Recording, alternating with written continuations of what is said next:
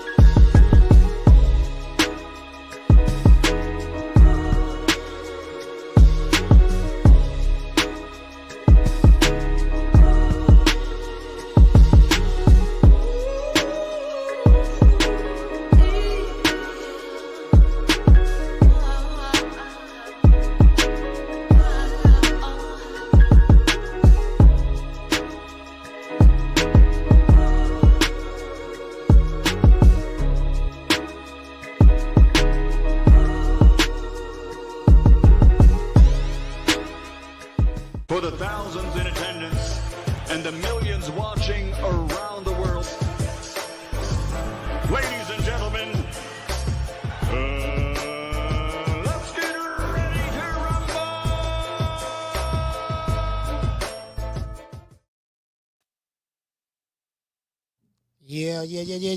Yeah. What's up, family? This is our boy, Coach Malachi Williams in the building. We back. True Media Podcast. We back up in this BI. True Media Podcast. We back. I got a lot going on, a lot of good things. Slow progress is better than no progress. You know what I mean? As they say, slow money better than no money. Sometimes you got to take a step back in order to take two steps forward. So sometimes it be like that. You get what I'm saying? It is what it is. But happy Friday, man. This seems like this week been a long week, bro. It seems like it's been a long fucking week. Like this week it's been, damn. You get what I'm saying? But I'm just glad Friday's here.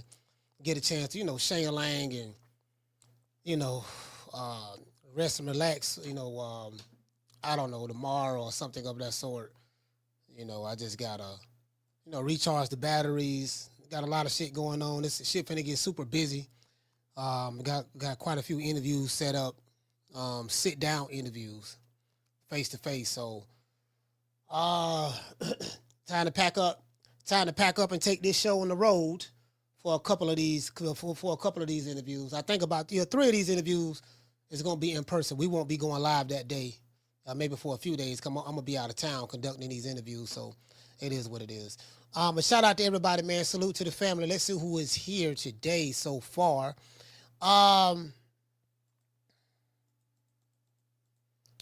Let's see what we got.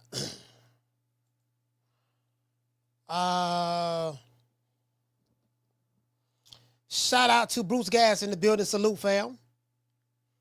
Bruce Gas. Shout out to Daniel Agnew, Green Eyes P, 12 Threes, peace to the family. As a matter of fact,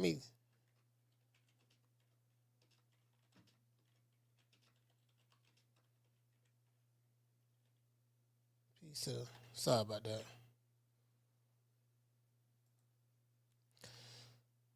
All right, salute to everybody, man. Shout out to 12 Threes in the building. Superman is here.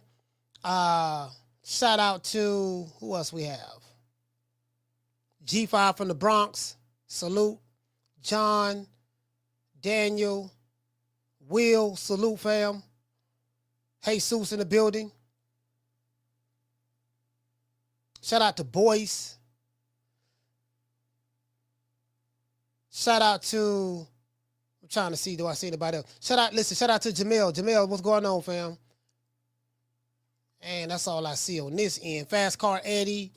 Let's go to the other one. Shout out to, hold on. Go to the other one right quick.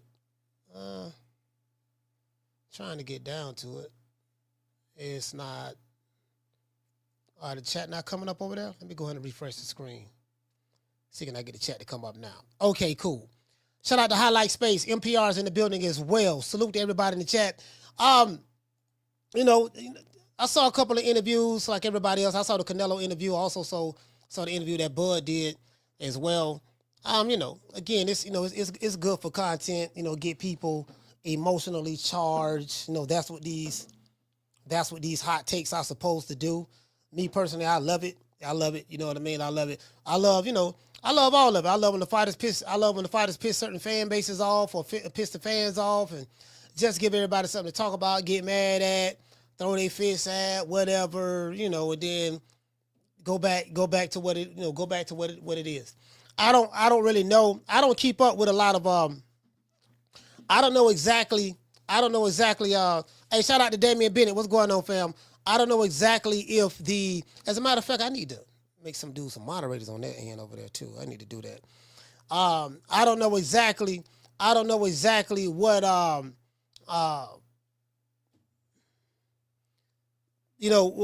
pretty much if the UK is the same way. I definitely don't know Japan. I don't think Japan is the same way. Japan, the Japanese boxing fans, I don't think they the same way. America, you gotta love America. America is the big drama show.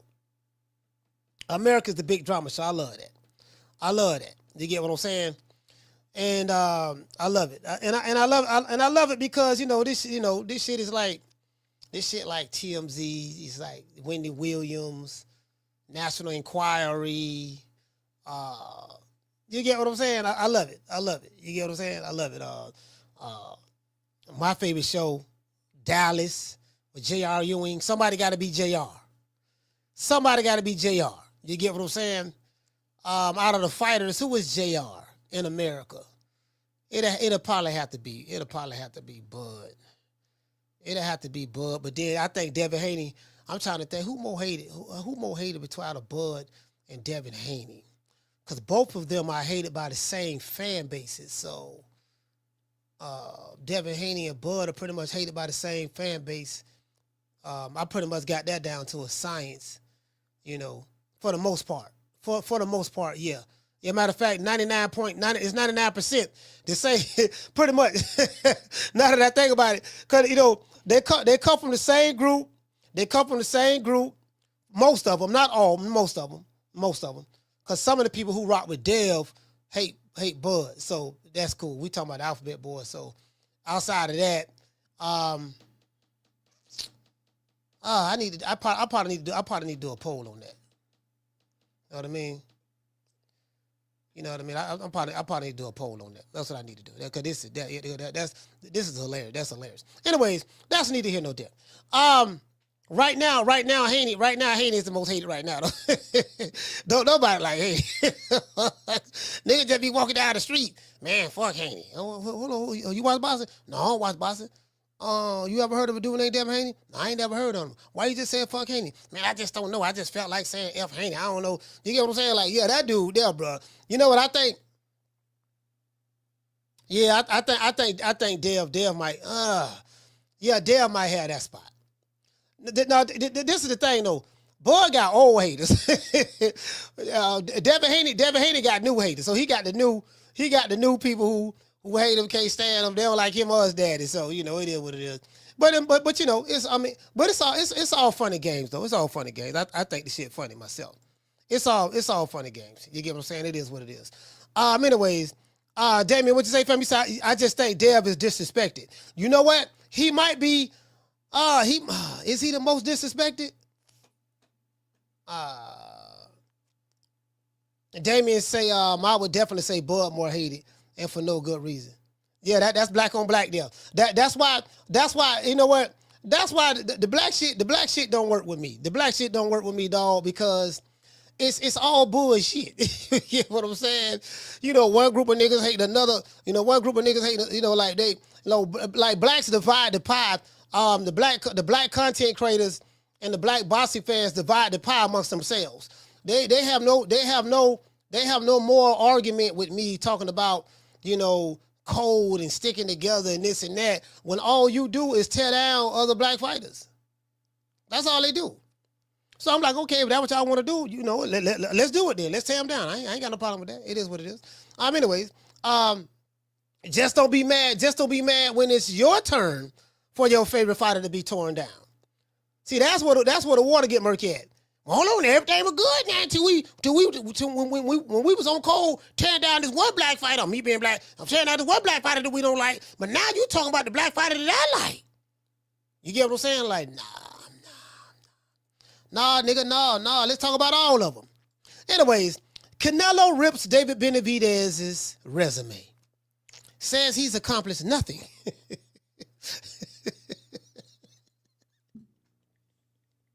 I read that shit. Hey, man. And then I saw the interview with Bud. Bud say, goddamn it, Spence ain't no Hall of Famer. Man, the man ain't fought nobody, man. And I'm like, I'm listening to these dudes. I'm watching these dudes online, right? These niggas is 38 hot, boy. Like these heterosexual YouTube channels that had died. We had them niggas' funeral, and now they done came back. They done rose from the grave like Michael Myers or Jason. Oh, wait a minute. We ain't went nowhere. We back. I'm like, oh, y'all back. I thought you niggas shut your channel down. What happened? You know what I mean? Yeah, I don't like what he said. And I'm mad. And he talking bad about Spence. I say, well,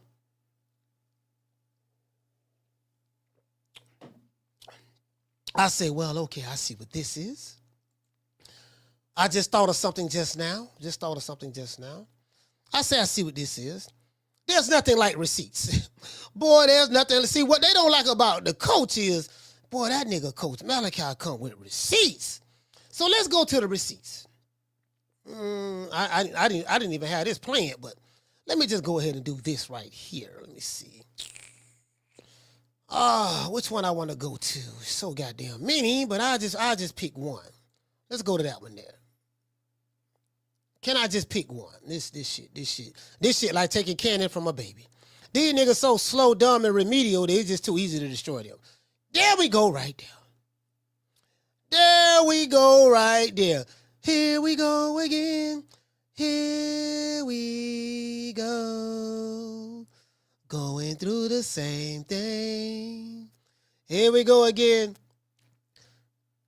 Here we go. Don't want to play the same game. Not again, no, I don't want to do it. But get what? Here we go. If you from LA, you know that song. If you from LA, you know that song. You know the group who made that song. If you from LA. You get what I'm saying? Shout out to the 90s. In a recent interview with Fight Hype, Saul Canelo Alvarez spoke candidly about his career and legacy. He answered questions about his relationship with Turki Alashikh and why that relationship was initially rocky. This is what Canelo said, and I quote. He said, what changed between Turki and me and myself was that we could speak in person. So he said whatever the issue that was going on, they wasn't speaking in person. It was going through middlemen, right? He said once we was able to speak in person, everything was fine. In the beginning, there was miscommunication because of mediators, meaning middlemen. Now me and Turki are on excellent terms, end of quote. At the 2 minute and 40-second mark of the interview, this is with Fight Hype, shout out to Fight Hype, Saul Canelo Alvarez was asked a question about David Benavidez, claiming that he pursued a fight with Canelo. Here's what Canelo had to say. He said, now you know when he said, hey, I've been noticing a pattern. When Canelo say, he said, I don't know how to answer this question. But the way he talks, he acts. He acts like he's Superman. Now we do got a brother named Superman in the chat. You get what I'm saying? So I don't know if he was talking about that Superman, but Canelo said, I don't know how to answer that question. He acts like he's Superman, and he's very disrespectful, not just with me, but with everybody. He's accomplished nothing. He said the man accomplished nothing. That's wrong, that's wrong. He did nothing to you. You get what I'm saying? He's not even a champion. And he's not in my weight class. That's wrong, that's wrong. He did nothing to you. That shit. I said, boy, these David Benavidez fans, boy, they finna get up in arms. Boy, they fixing to get up in arms out for this one here, boy. I say two of the best fighters on the planet are in the process of fighting each other in September. And both of these guys just so happen to piss off some of their biggest opposition online. Terrence Crawford pissed, oh my Lord, that boy, he don't peel back that scab. You know how you have a sore? you get cut on the arm or like a deep cut, right? And then in order for it to heal, the body is so beautiful. The body puts out an outer cast called a scab. It's real crusty, right? So the scab, the arm scabs up. That's the blood and all that stuff there. It scabs up so to protect the wound up under the scab, and then it heals over a period of time, and then the scab goes away, right? So what Canelo and especially Crawford did, they ripped the scab open. Well, I guess I gotta be like everybody else and think Al Heyman. They probably like, yeah, man, I'm gonna go ahead and make these niggas mad again. Don't everybody believe in Google? Go Google that shit. I don't know Canelo personally, but I know Bud and them. But he like that shit. He like, he just like, I'm finna make these niggas mad again, give them something to talk about, whatever the case may be, and he just really don't give a fuck. When you got a net worth of $20 million, what they say the guy, he do bad business. nigga got a net worth of $18 to $20 million doing bad business. Let's see, he don't land a suspense fight. Got 25 for that, 10 for David Benavidez. Was getting between $3.5 million to $5 million at top rank. He had an escalated contract, got $6 million in his last contract. And now he landed the face of boxing, Canelo Alvarez. Win, lose, or draw. Look like a good businessman to me. Now, you get what I'm saying? Ran off on the floor twice. Look like a good businessman to me. I say, shit, if he doing bad business, I need to start doing what he doing. Listen, I need to start doing what he doing. Shit, that nigga doing bad business with 20 million. I need shit. What the fuck I'm doing then? You get what I'm saying? That's just the reality of the situation. You know what I mean? So, anyways, but Canelo said he did nothing. He's not even in my weight class. There's a lot of things. There's a lot of things there that don't make sense. That's what Canelo said. In this part of my career, I can do whatever I want. Canelo don't give a damn what anybody got to say. He say, dog, nigga, I got 250. I got a net worth, according to Celebrity Net Worth. I do what the fuck I want to do. I don't give a fuck what y'all talking about. Man, I'm finna go shoot this Modelo commercial. When I leave here, I'm finna jump on this private jet, fly over here. I'm finna go play some golf. You get what I'm saying? I'm thinking about. I'm talking to the PGA, the people who run the PGA. He said, yeah, when I get ready to retire, I think I'm gonna become a professional golfer. You get what I'm saying? I'm gonna be the face of golf. You get what I'm saying? I already took over boxing. I'm gonna be the face of golf. Man, talking about playing golf now. The man talking about, shout out to Foodie. Hey, Foodie, the man talking about, I say, man, this man here, man. Bro, let me tell you something. Boy, I can promise you, hey, as much shit as I talk right now, you know what I mean? As much shit that I talk right now, and I'm a thousandaire. Ain't no me, I'm a thousandaire. You know what I mean? I got, I got a little, I got a little something. I ain't got much. You get what I'm saying? But I got a little something. You get what I'm saying? I mean, I'm far from a Nick sack. I'm far from a Nick sack. But I ain't got no meal. I ain't touched no M's yet, boy. But boy, when I do, listen, I'm that dude, boy. They fuck around if they ever let me get some money. They said another gave you niggas money. Oh, shit, y'all think I'm talking shit now. Oh, I'm gonna be talking big shit. They said, boy, that nigga got a little money. That nigga talking shit. Yes, sir. I'm talking cash shit, boy. Yo, old garbage ass nigga, what you was saying in the chat? Hey, I'm gonna be like Brian Norman. Sr. Brian Norman Sr.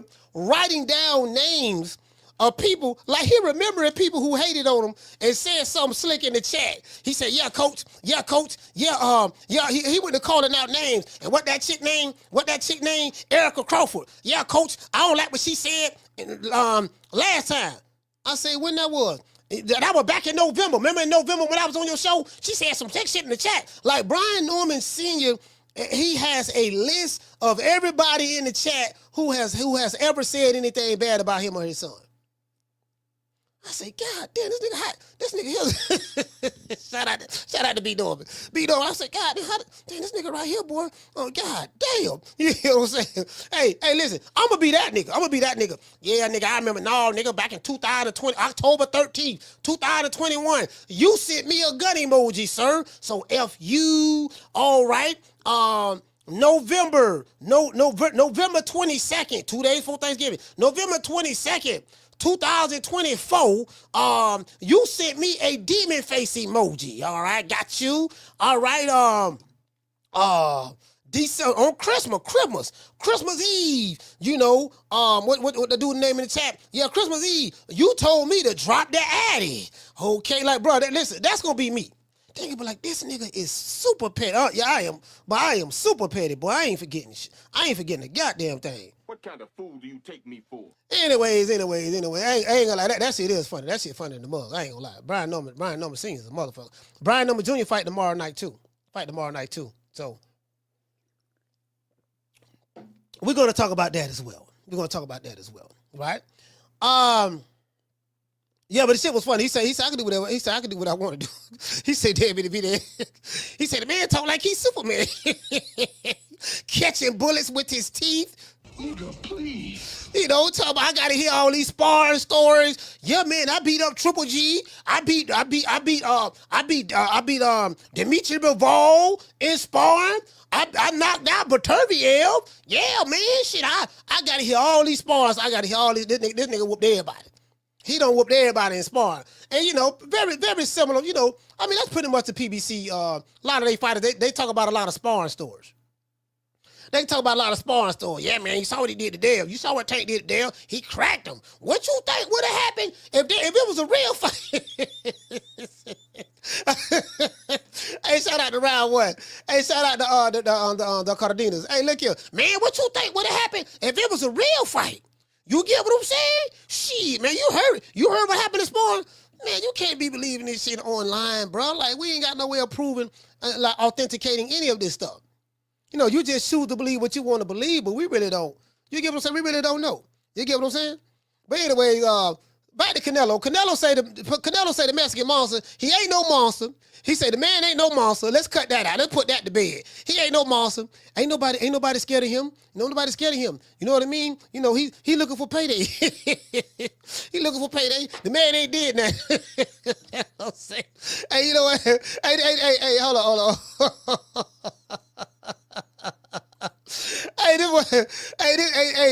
This David Benavidez right here. This David Benavidez right here talking to Canelo. Now, I am the #1 contender. I'm tired of James the Poodle, Grim Reaper, whatever you want to call himself, ducking me. All right, I'm tired of man driving around town in 8 Rolls Royces. He ain't fought nobody. I'm still in a broham. Nigga still in a broham. He said, you know, in comparison to Canelo. And, you know, and Canelo said, I do what I want to do. But when you are put in a certain position, he should be he's able to, like me. You know, when I was in a position, I can pick and choose who I want to, because I earned that right. You know, when I was in a position, you know, like me. You know, when I was in a position, you know, I can pick and choose who I want to, because I earned that right. You get what I'm saying? The man earned the right. Okay, hey, shout out to Mike. Hey, Mike from Bensonhurst. If I take Floyd Mayweather logic, okay, the man earned the right to pick and choose who he want to fight, man. The man has earned the right. Don't hate the player, hate the game.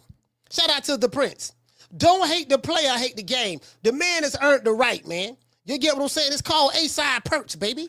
When you the A-side, you can pick and choose who you want to fight.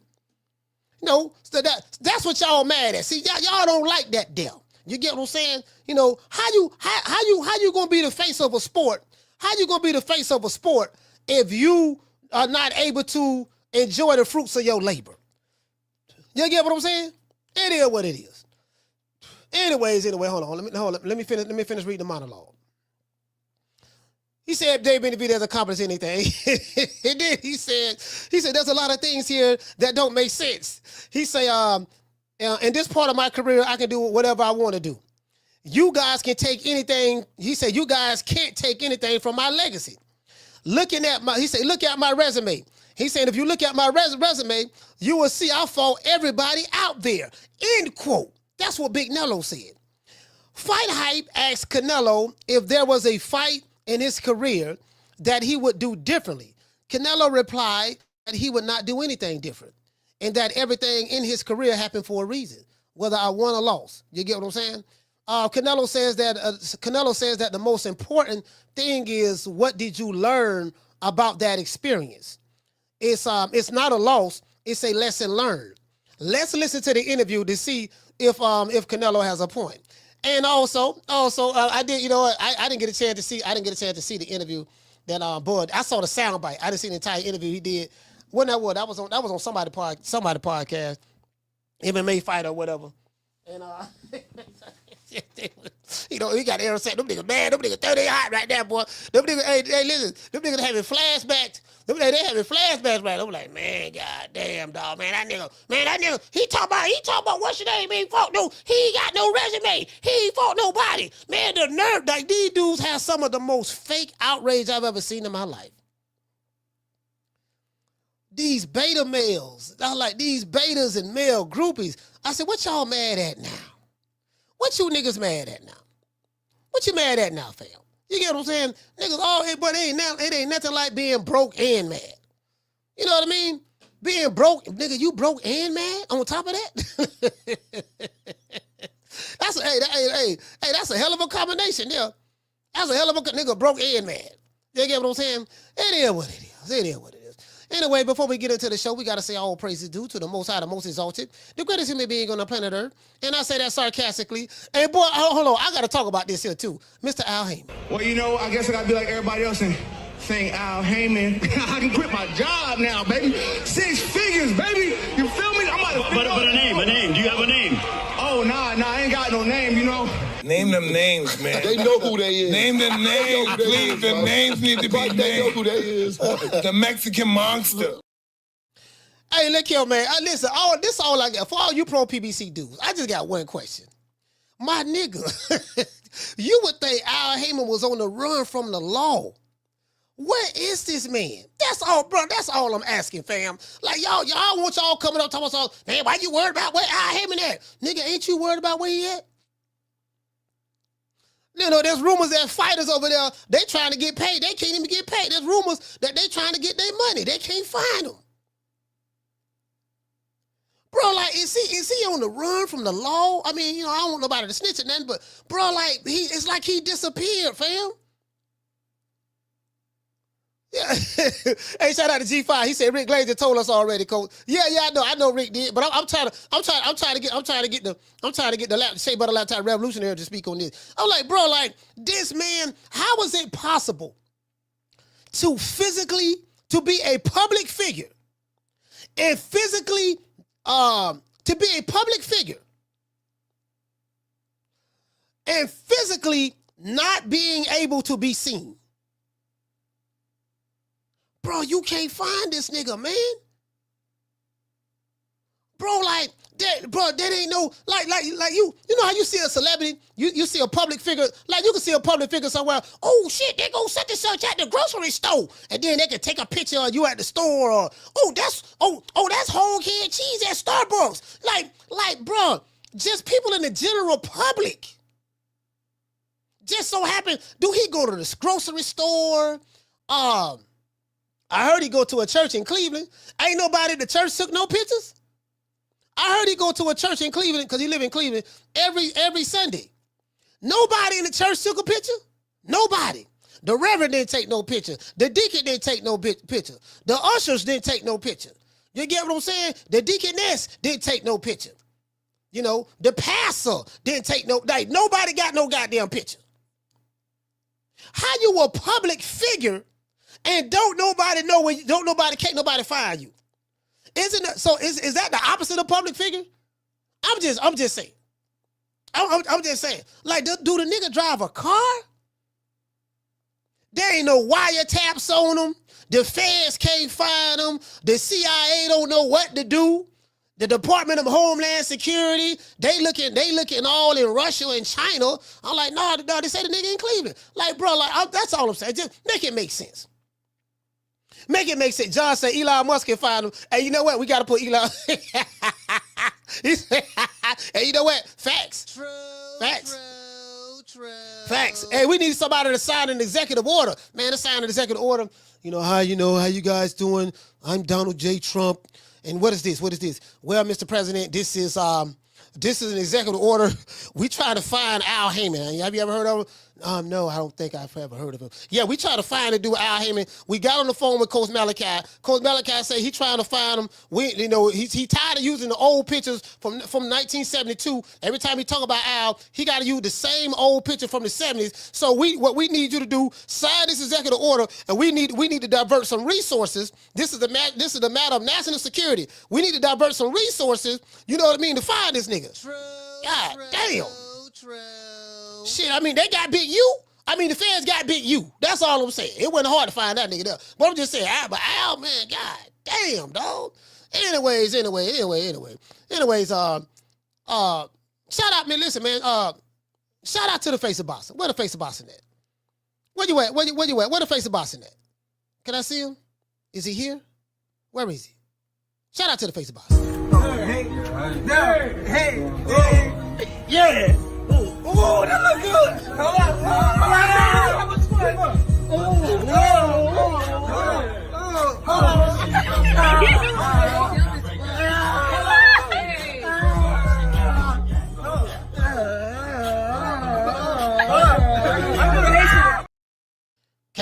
Can't find this nigga, man. I listen. Hold on. Somebody sent me a text yesterday. When this was?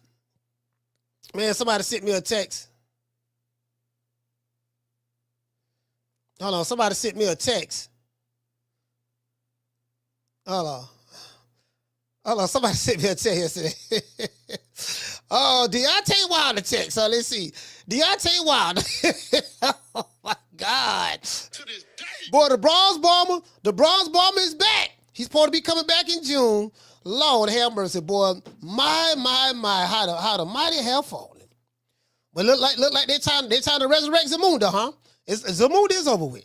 Anyways, it is what it is, man. Shout out to the tenderonis, the PYTs, and the honey dips. It is Tenderoni Fridays. And guess what? Now, we don't discriminate over here. We don't discriminate. Shout out to the Snow Bunny. See your eyes shine, she's my Snow Bunny, please.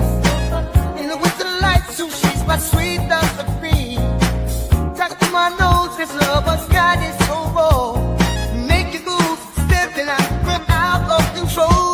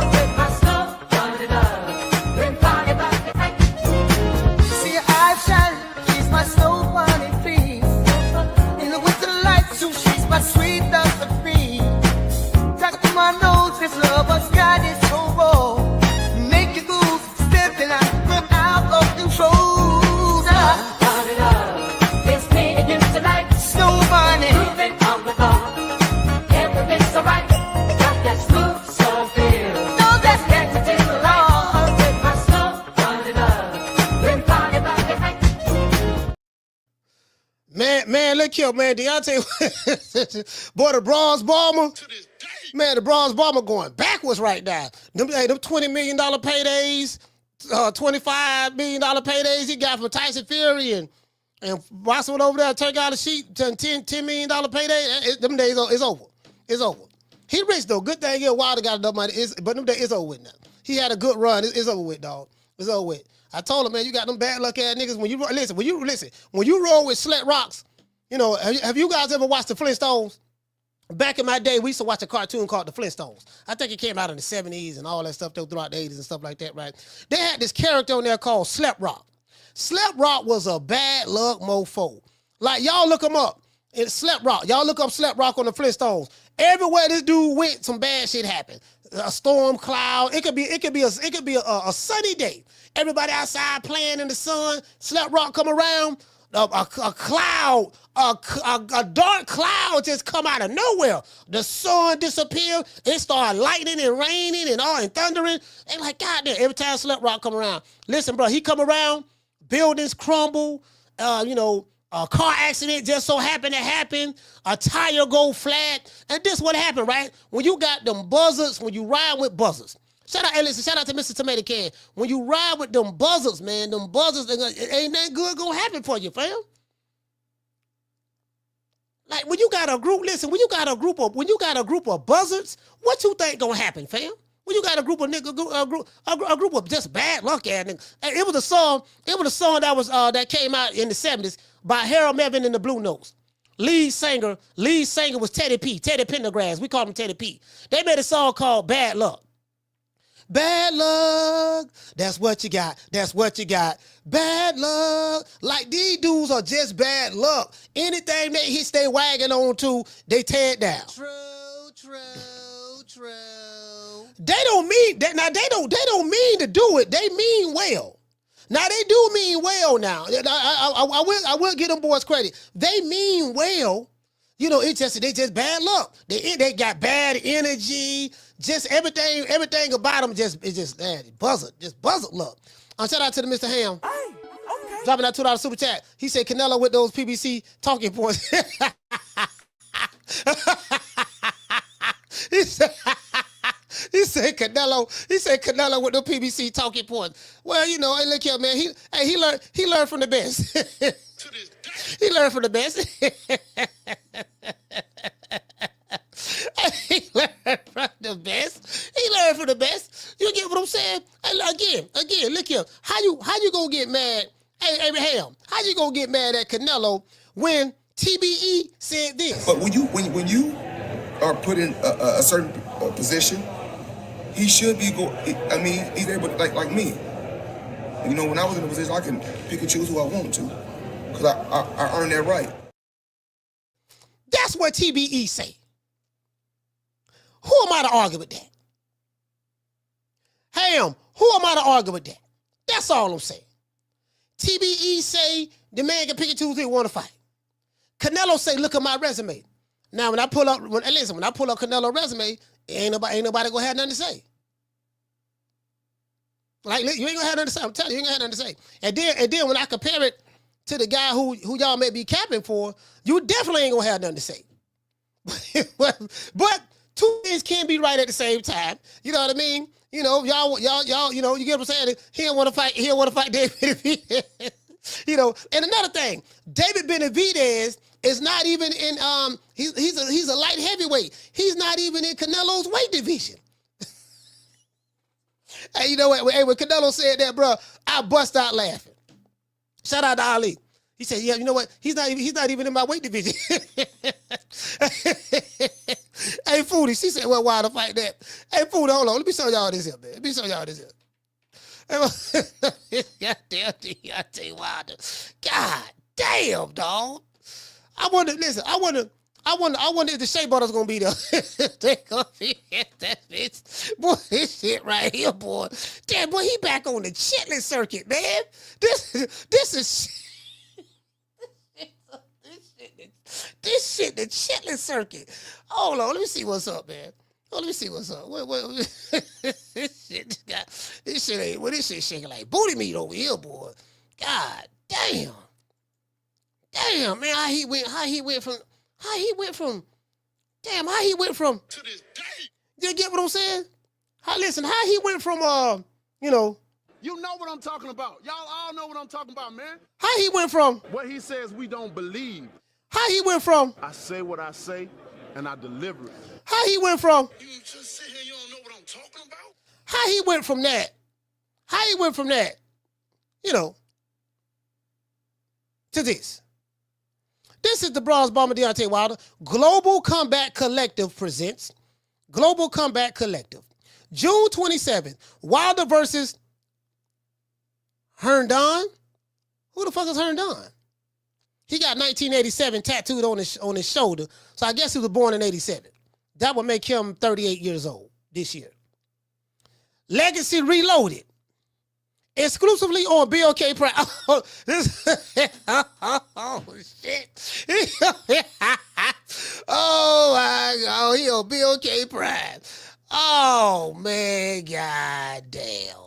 Lord have mercy. Ran off on the floor twice. Oh, goddamn, boy. Oh, my God, bro. we talk about 2025 version of BLK Prime. Y'all was clowning BLK Prime, but Crawford fought over there. I know y'all gonna clown BLK Prime now. I wanna know if y'all gonna keep that same energy. When Crawford fought over there on BLK Prime, had that one fight with David Benavidez, got paid $10 million to fight him. When he fought over there, that one fight, y'all clowned him. When I say y'all, I'm talking about the pro PBC guys. I want you pro PBC guys to keep that same energy. Cause guess what I'm gonna do? Y'all, guess what I'm gonna do? I'm gonna clown this. I'm damn sure gonna clown this. I say what I say, and I deliver it. Oh no, we gonna keep that same energy. One thing about me, I do not forget. I remember what you niggas was saying. You know, oh man, he fight David Avocado, David Avasneezy. Then when Boots fought him, oh man, he's a formidable opponent. Hey, Boots, hold on. Boots fight David Avocado? You know, oh man, wait a minute, man. No, he's a formidable opponent, man. Now, David Avocado, no, his name is David Avasneezy. And all of a sudden, when Boots fought him, y'all knew how to pronounce his name. Crawford fought on BLK. Y'all would have said, man, this man fighting on MLK Prime.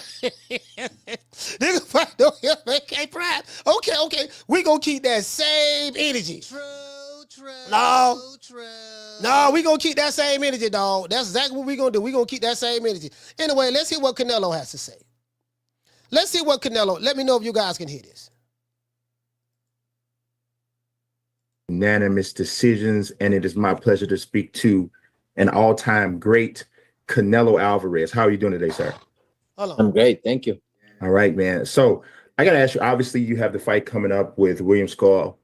What is a quality about him that makes your fight with him? All right, we don't want to hear nothing about no William Skull. Let's get straight to it. Let's go here. That obviously one of the names that has been kind of, okay. Now, what, so I'm going to shift gears. Look at Canelo looking. Canelo looking like, you know, I really don't want to be here talking to this puto. All right, let me just get this shit over with. Let's go. A little bit. And I know that obviously one of the names that has been kind of like in pursuit of you, and I've literally seen you answer multiple questions about this guy, but there was something about the way David Benavidez was pursuing a fight for you, with you. And it seemed like it was maybe annoying to you. But what aspect, and correct me if I'm wrong, but what aspect of his approach kind of rubbed you the wrong way? You know, wait, bro, this is the funniest shit. This is the funniest shit, bro. I ain't like, this shit was hilarious. Bro, this shit right here was funny to the motherfucker. Like, hey, bro, hey, he brought up David Benavidez. Like, Canelo looking like, okay, I know this puto gonna ask me about David. You know, I know he gonna ask about Benavidez. You know, he just sitting there waiting. So, hold on, let's go back and hear the question again. Just one more again. With you.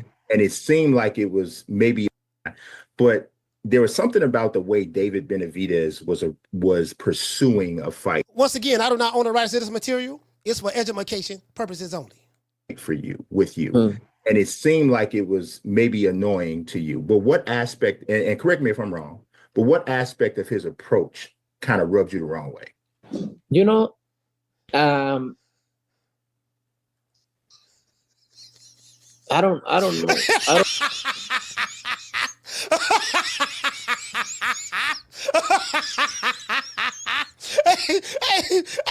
Hey, fool. Hey, when I saw that, I said, this motherfucker with the looking around.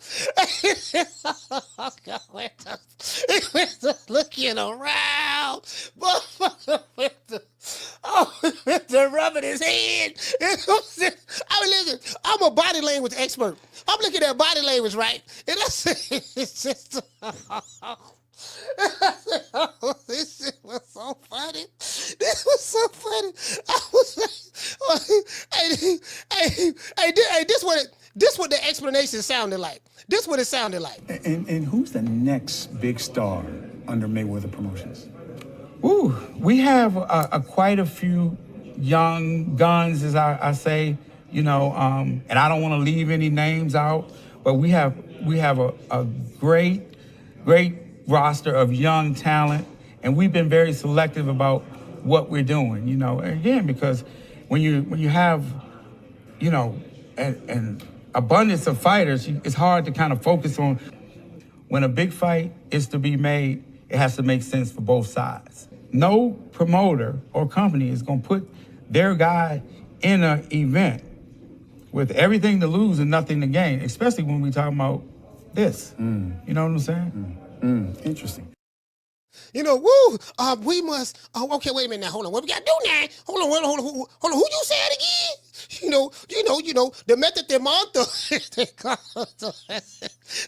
Let's see this shit again. Boy, this shit was so funny, dog. Bro, let's see the question again. Literally seeing you answer multiple questions about this guy, but there was something about the way David Benavidez was pursuing a fight with you. And it seemed like it was maybe annoying to you. But what aspect, and correct me if I'm wrong, but what aspect of his approach kind of rubbed you the wrong way? You know, I don't know. I don't really know how to answer this question, but I think the way he talks, he think he's Superman, right? And he is very disrespect, not just with me, with everybody. And he's accomplished nothing. He's not even a champion. And he's not even in my weight class already. And, you know, it's a lot of things there doesn't make sense. And plus, at this point in my career, I can do whatever I want. Now, we must internalize the flagellation of the matter by transmitting the effervescence of the Indonesian proximity in order to further segregate, to preclude on the issue world domination will only circumvent, circumcise, revelation, with master aphrodisiac symptoms. You would now perpetrate the Jerry Curls activation. Like, come on, let's hit this one more time. Just one more time. It's funny. Just one more again. Just want to see do y'all think he got a point? But there was something about the way David Benavidez was pursuing a fight with you. And it seemed like it was maybe annoying to you. But what aspect, and correct me if I'm wrong, but what aspect of his approach kind of rubbed you the wrong way? You know,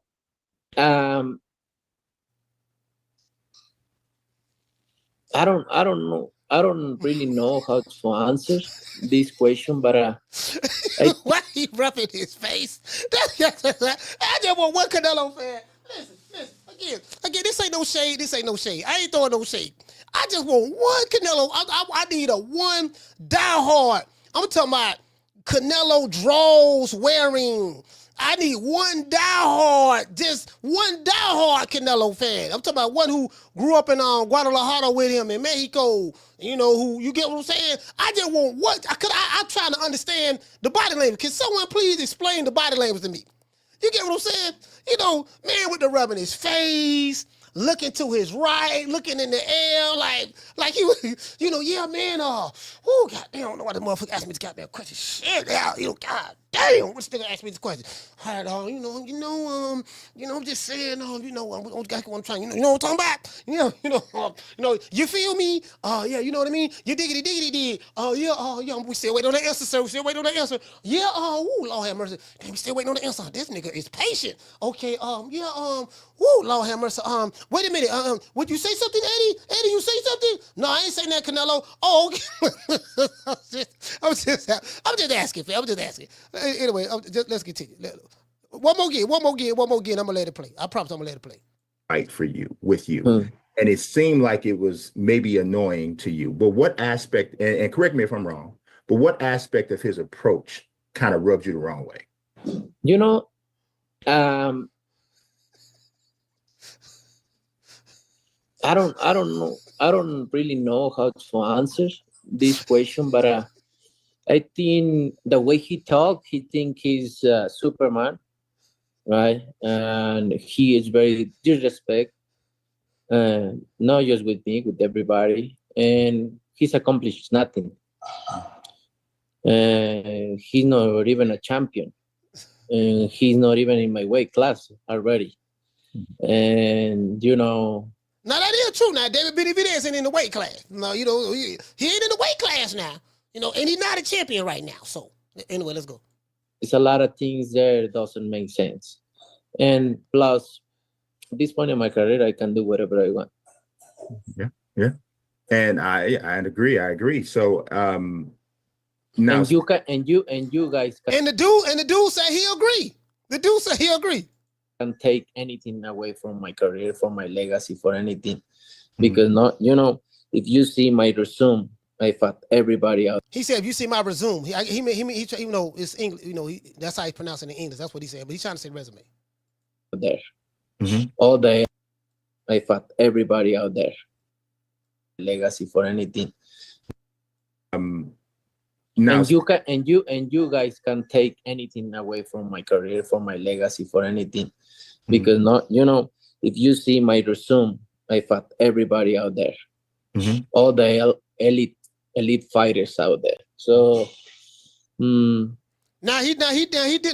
did fight the elite fighters. Now he just got through fighting. He just got through fighting the Puerto Rican assassin Edgar Berlanga. Now you know what I mean. Now ain't nobody. Everybody can't do the Edgar what Canelo did. You know, Edgar Berlanga just got him a knockout in 45 seconds. He just knocked the dude out in 45 seconds. You know, a fellow Puerto Rican. He knocked him out in 45 seconds. Everybody can't do to Berlanga what Canelo did. You get what I'm saying? You know, so you know, he fighting the top guys. I'm very good with my resume. Yeah, it's a lot of fighters actually. The thing is that the longer you fight and the longer that you're great, there's always going to be a next guy. Yeah. Always. And you know, at some point, and I've talked to other fighters, Terrence Crawford said this to me, Floyd Mayweather said this to me. At the end of the day, you can never satisfy everybody. No, you cannot. So, and I kind of concur with what you're saying there. So, but we are talking about career. Is there one fight or a moment in your career that you would do differently if you had a second chance? You know, nothing, because things happen for a reason. And I think things happens because need to happen in that way. And that thing is the way you grab that experience and put it in work, right? Because so I get what Canelo's saying right here. He's talking about perspective. Like, okay, you know, when you get in a fight, sometimes things go your way, sometimes they don't go your way. But when things don't go your way, you know, it's a matter of perspective. So I get what he's saying. Some of the fighters, they lost or something and they go down. And I think the most important thing is what you learn about everything. Yeah. Because it's not a loss, it's a learn from your life, from your career, for everything. Yeah. And no, I'm not doing anything different. I did what I did because I feel like it's the correct thing. I learned, and that's it. Yeah. You know, I do agree with that. You know, because you know, losses is a part of life, and it just depends on how you look at it. You know, if you look at it as a loss, you know, did you learn from the loss, or you can look at it as, you know what, this is not a loss or a failure. This is a part of the journey. So when you look at it as in another light, another perspective, you know, you can grow from it. And there's very few defeats on the record, so you know it's easier to not to have regrets. You haven't lost a lot. So yeah. I got one last thing, and it's got some parts to it. So I'm going to ask you, if I say these 5 fighters' names to you, what is the first word that comes to mind? Okay. So the first one is Floyd Mayweather Jr. Great fighter. Okay. Jake Paul.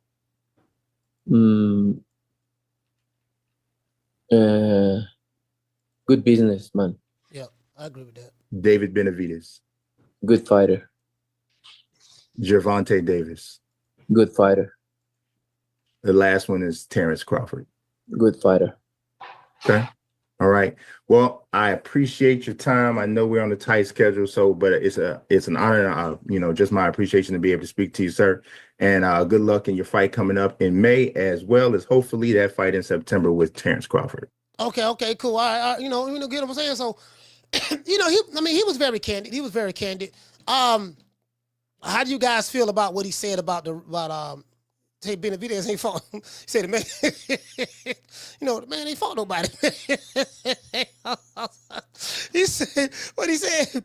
He said no, he didn't say he fought. He said the man ain't accomplished nothing, man. What he's accomplished, man? Come on, what has he accomplished? You get what I'm saying? He ain't accomplished nothing. And then you guys can't take nothing away from my resume. Like his legacy is solidified, is cemented, and the cement is dry. To be honest with you, I think right now he just getting money at this point. You know what I mean? He don't need boxing. He just robbing the bank. He like, man, Floyd did it, so let me go ahead and get all the money I can get from whoever. He working with DAZN, he working with PBC, he working with Turki Alashikh. Canelo, like whoever the highest bid is, man, that's where I'm going at. He's a prize fighter. So that's why I tripped off of yesterday when Samson Lyrewitz said, yeah, man, everything, money isn't everything in boxing. Bull to the shit. Like, that's what, that ain't what you said in the past. You've always said it was about money. Matter of fact, Scampson he's the one that said that there's only two things that matter in boxing: money and more money. He's on record saying that. So come on, man, cut it out. We know what it is. It is what it is, man. Anyway, let me go ahead and get ready to drop these phone lines. Y'all tell me what y'all think about listen, hold on. I need a Canelo fan to call the show and explain his body language though. I just want y'all to explain this to me. That's all. That's all I'm asking. Again, I know there's some diehards in the chat, and I know you guys know about everything, Canelo. I think maybe you can break this down. Maybe y'all can break this down because, again, I ain't got but a GED. I'm not the brightest guy in the world, so I need some help. Can you please explain this to me? But there was something about the way David Benavidez was pursuing a fight with you. And it seemed like it was maybe annoying to you. But what aspect, and correct me if I'm wrong, but what aspect of his approach kind of rubbed you the wrong way?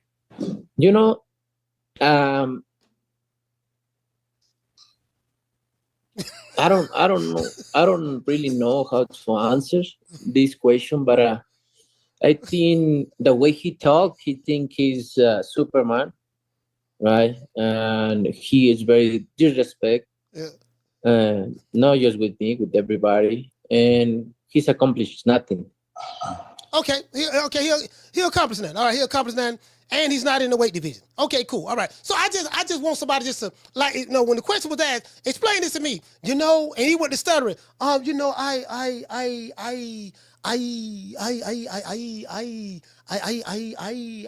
to answer the question. I'm looking my eyes. Like break that down.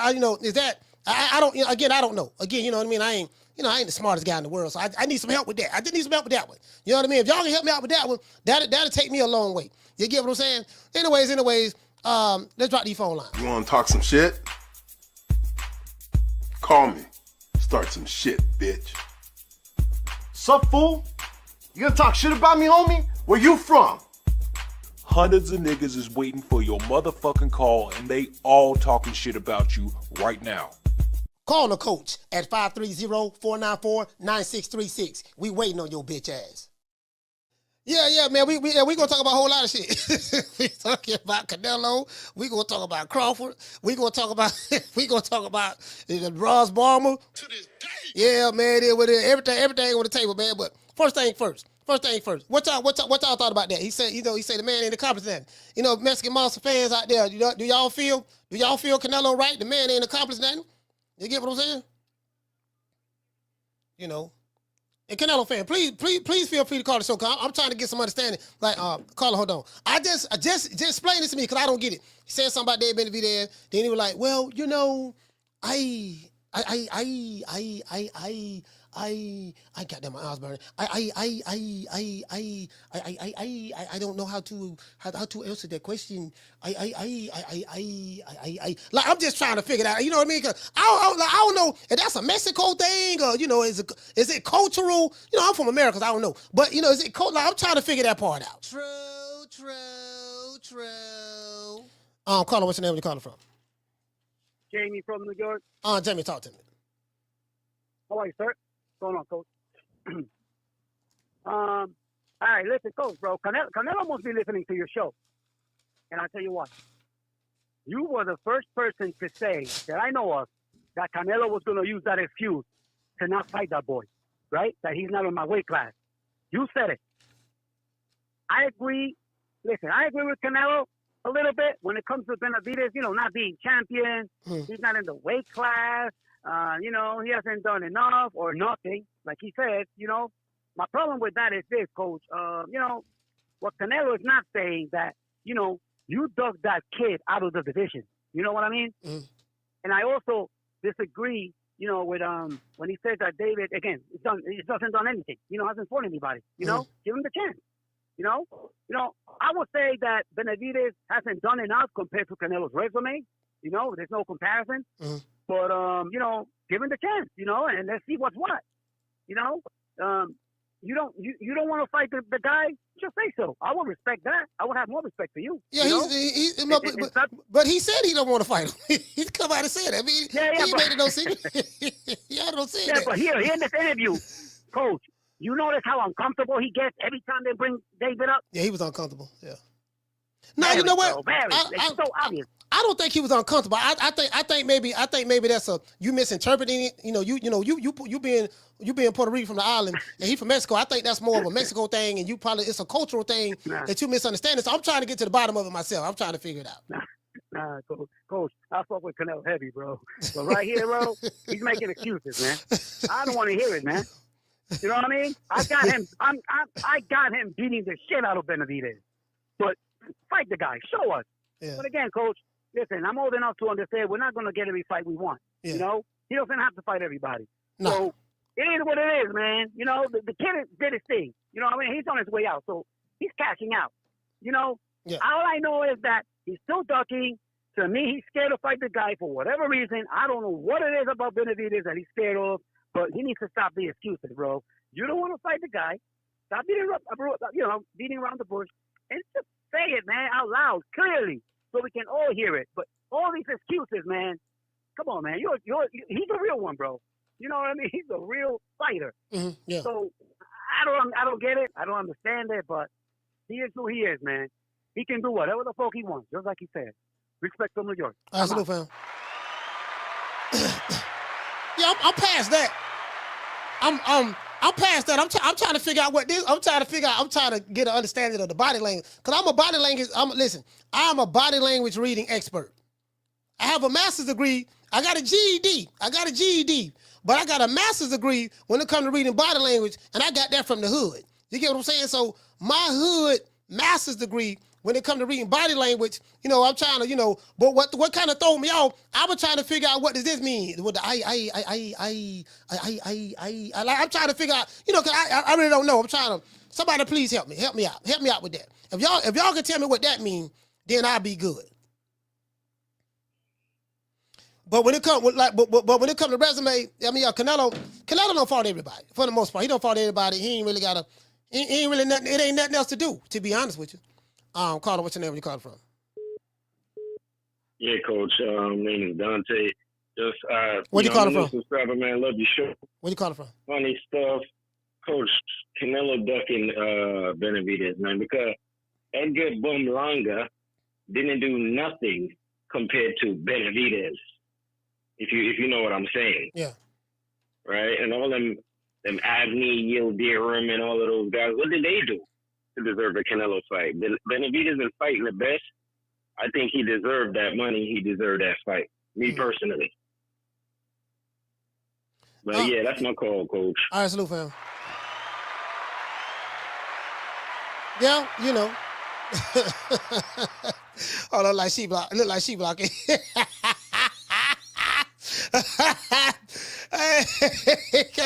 Call the show, fam.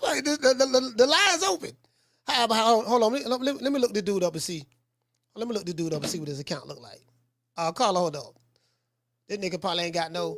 Motherfucker. This motherfucker. Ooh. All right, you been around since 2022. Oh, let me look at you. Hold on. Let's look at this fool. Carla, what's your name? You called from? Adrian from LA. Adrian from LA, talk to me.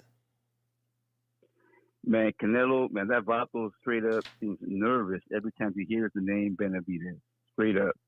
And one thing I didn't like is that when Canelo comes out with this bullshit, or hey, I can do what I want. Nah. You can do what you want, but drop the belts. Can't be holding them belts hostage no more, man. We don't need no more of that bullshit going on. He defending his titles though. He fighting people. He don't fault Jaime Munguia to put the belts on the line. He don't fault Edgar Berlanga, put the belts on the line. So he's fighting people. Yeah, but who's he fighting? Those two guys are bums. Hold on, wait a minute now. Hold on, Edgar Berlanga now. Come on now. He the Puerto Rican assassin now. Don't do that. You got Fat Joe, Terror Squad.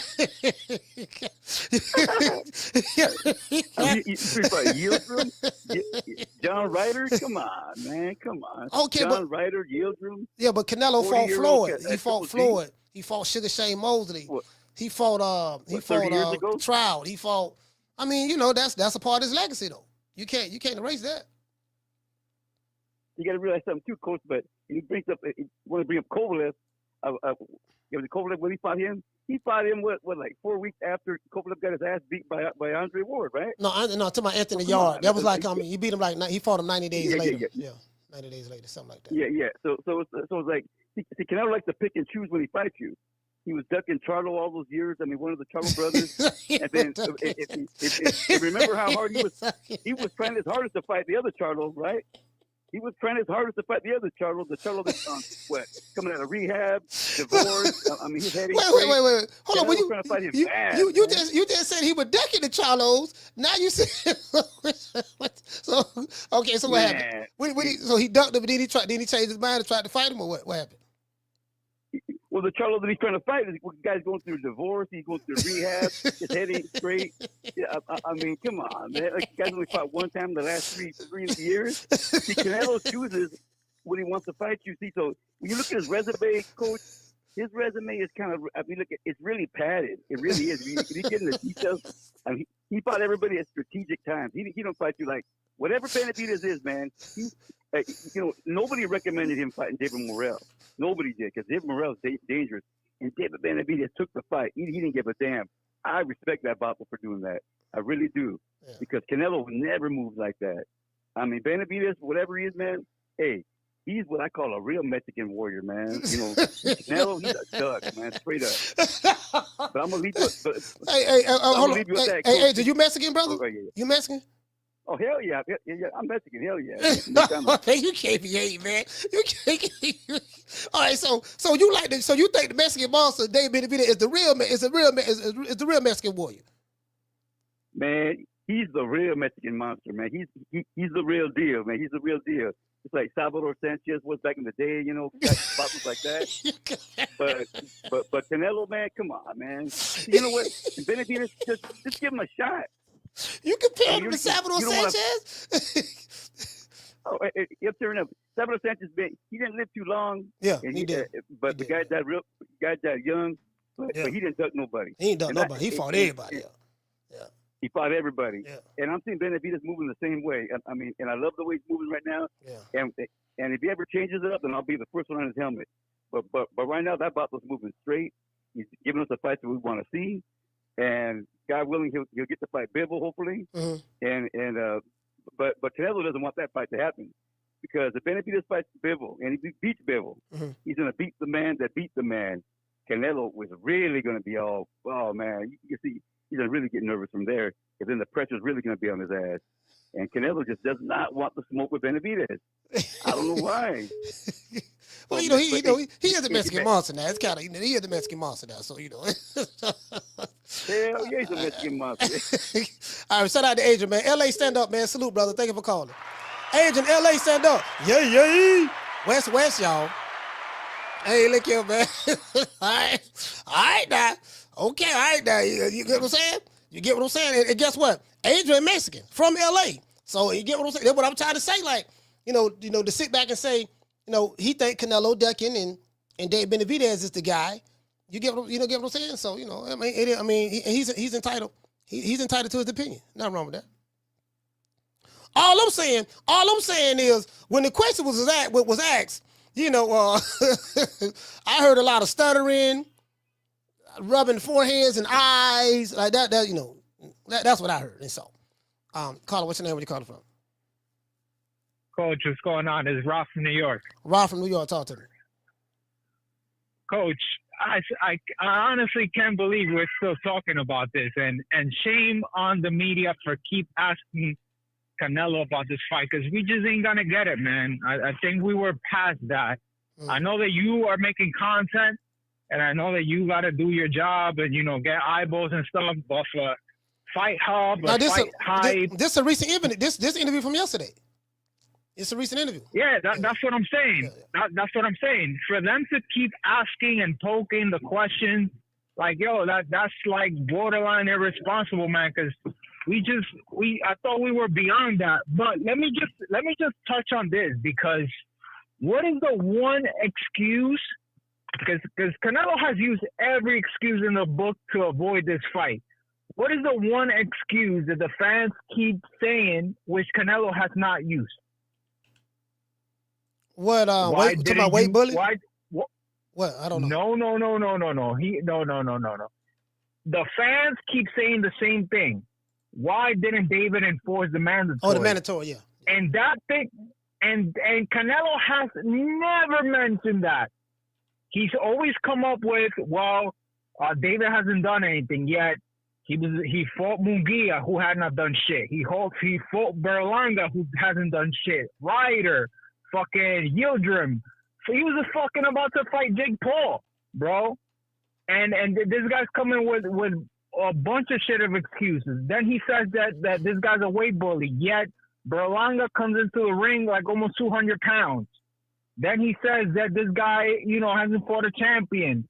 Like, yo, the excuses keep adding up. And at the end of the day, he's sounding more like a clown every single time. And the last caller was saying that this guy has nothing but a padded record. Mm-hmm. Bro, when you look at his resume, this guy hasn't fought people like that. Like that, this guy, I don't know if you he said Canelo got a padded record. Yeah, and that's exactly what I mean. The guy has a padded record. If you heard Gabe Rosado, listen to me, coach. Listen to me, coach. Gabe Rosado went on the Boxing Boys, and he was saying, kind of like when he was going back and forth with this Bill Haney Diaz, he was saying that Canelo stepped up to him and told him, bro, you did it wrong, bro. You fought everybody.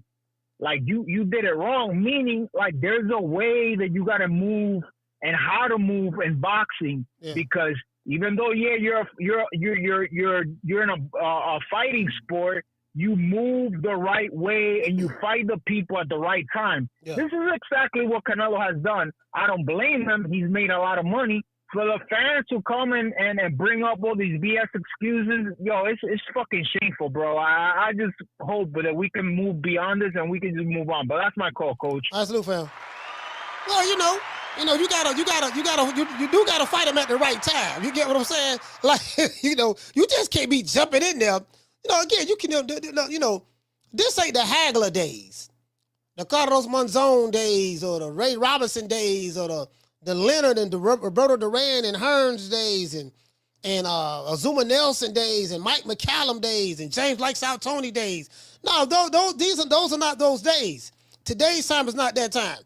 Back then, they fought people in their prime when they was ready. Well, okay, Carla, hold on.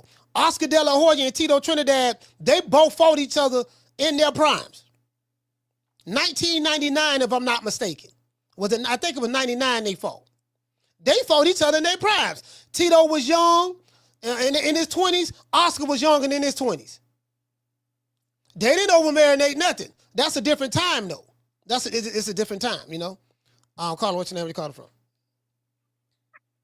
It's Raymond from Illinois, coach. Raymond from Illinois, talk to me. Yeah, I kind of agree with Jamie on the Canelo making excuses too. Like he is making a lot of excuses for why he didn't get David Benavidez a chance and all that shit. And kind of contradict himself with the last couple of fighters that he fought. But well, see, the only problem I have, dog, agree. everybody taking a dump on the Puerto Rican assassin, man. Like, they talking about, oh, man, Berlanga bring bombs. Man, the man got Fat Joe in the terror squad. Listen, he's the Prince of Puerto Rico. He's the king of New York. He's the face of boxing, and he got keys to the city. Come on, fam. Yeah, he a warrior. Hey, go ahead. Sorry about that. Hey, the man, I can't agree that Canelo's record is padded, but when I do look at his resume, like them niggas that he fought, they was legends, and they, you know, they kind of put him on to the, you know, the superstar the status, but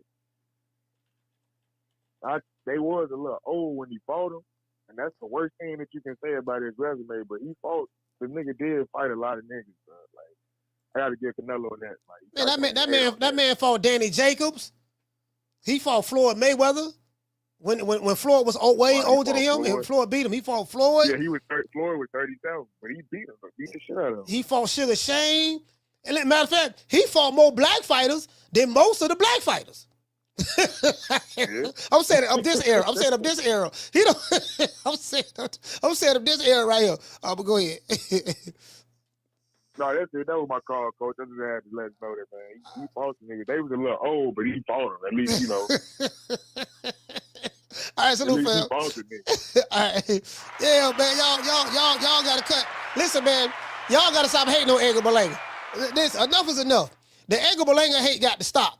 Nigga, we wearing mink coats, chinchillas. We got ice. We got diamonds in our pinky rings. We got pinky ring diamonds. We got studded earrings. We got VVS's. You get what I'm saying? Like, we doing it, baby. You get what I'm saying? We got Joey Crack Terror Squad. Y'all can't be hating on Edgar Berlanga, man. Come on, man. You know what I mean? He went 12 rounds with Canelo. Y'all say he was gonna get knocked out. He went 12 rounds with him. You get what I'm saying? So, it is what it is. They're building a statue in Brooklyn right now. Right now, they talking about building the statue for Edgar Berlanga. They're gonna change the street in Brooklyn to Edgar Berlanga Avenue. You get what I'm saying? They finna change the street. They finna change the street to Edgar Berlanga Avenue. Come on, y'all can't be hating, dog. Y'all can't be hating, boy. Boy, listen, y'all hate to see a Puerto Rican get some money, huh? Y'all don't want to see a Puerto Rican get no money, boy. That's a shame, now, boy. Edgar Berlanga. Boy, y'all hate to see a Puerto Rican get some money, boy. God damn, boy. Boy, I tell y'all what, boy. I tell you, hey, this is what we gonna do. Anybody in the chat, and I hate to do this. I really don't want to do this. I don't want to do this, because I got love for the people. You know what I mean? I got love for the people, and I do this for the people, by the people, other people, because I come from the people. But anybody in the chat hating on Edgar Berlanga, this is what I got for you. Oh, you motherfuckers. Okay. All right. I'm putting cases on all you bitches. Put cases on all you motherfuckers. Everybody getting it. But this ball been taking the easy matches. Fight another ball. Yeah, man, y'all listen, man. We don't hate on Edgar Berlanga now. We ain't doing that now. We ain't listen. That Edgar Berlanga hate got to stop. That Edgar Berlanga hate got to stop. You get what I'm saying? Shit. You feel me? Y'all been, man. Enough is enough. You know what I'm saying? Y'all trying to make Edgar Berlanga the Puerto Rican Devin Haney. It's bad enough y'all hating on Dale. Y'all trying to make Edgar Berlanga the Puerto Rican Devin Haney. Y'all just want to hate. Just to be hating. The man flying around in private jets. The man drinking champagne. The man eats cereal with champagne. You know how you supposed to eat cereal with milk? Edgar Berlanga, he pour a bowl of Frosted Flakes, and then he take some Cristal. He take Cristal. He pop the cork, and he just pour it in a bowl, and he eat his cereal. There's levels to this. I'm Edgar Berlanga. You got to recognize. I'm with the Terror Squad. I got Joey Crack with me. I got Fat Joe. You know, I got pinky rings, pinky. You know, I'm the Prince of Puerto Rico. You saw the reception that I got when I went back to the island. You know, my people love me over there. You know, I got keys to the city, baby. I'm the new face of boxing. I'm the cash cow. You know, I'm the king of New York. This what I do, baby. They're building a statue. They're building a statue of me in my own neighborhood in Brooklyn. You get what I'm saying? Then we finna change the street, you know, in Brooklyn, Edgar Berlanga Avenue. You get what I'm saying? Like, bruh, I'm just saying. Hey, shout out to Rick. Hey, Rick, what's going on, fam?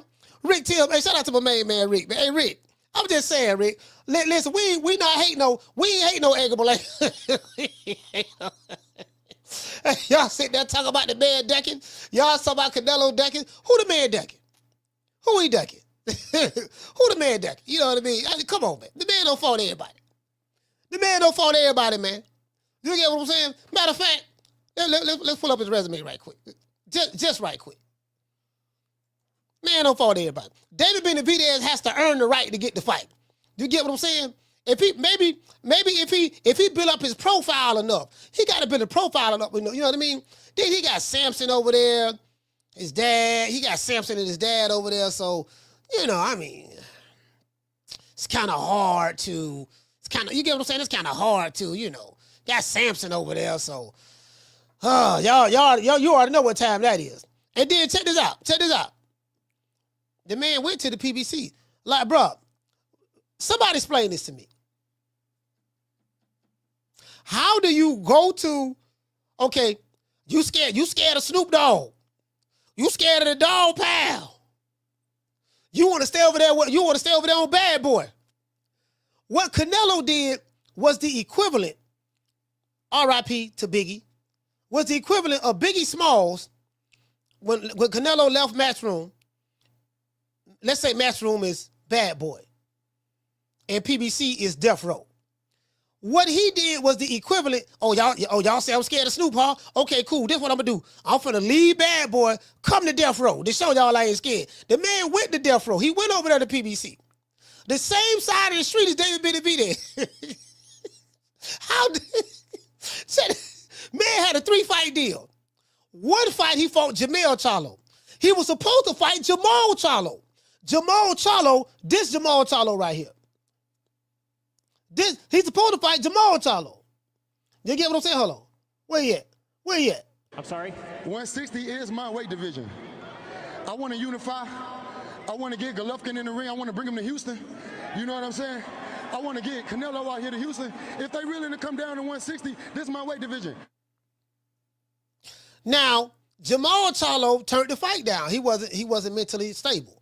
You know what I mean? You know, Caleb Plant just don't slap the shit out of him.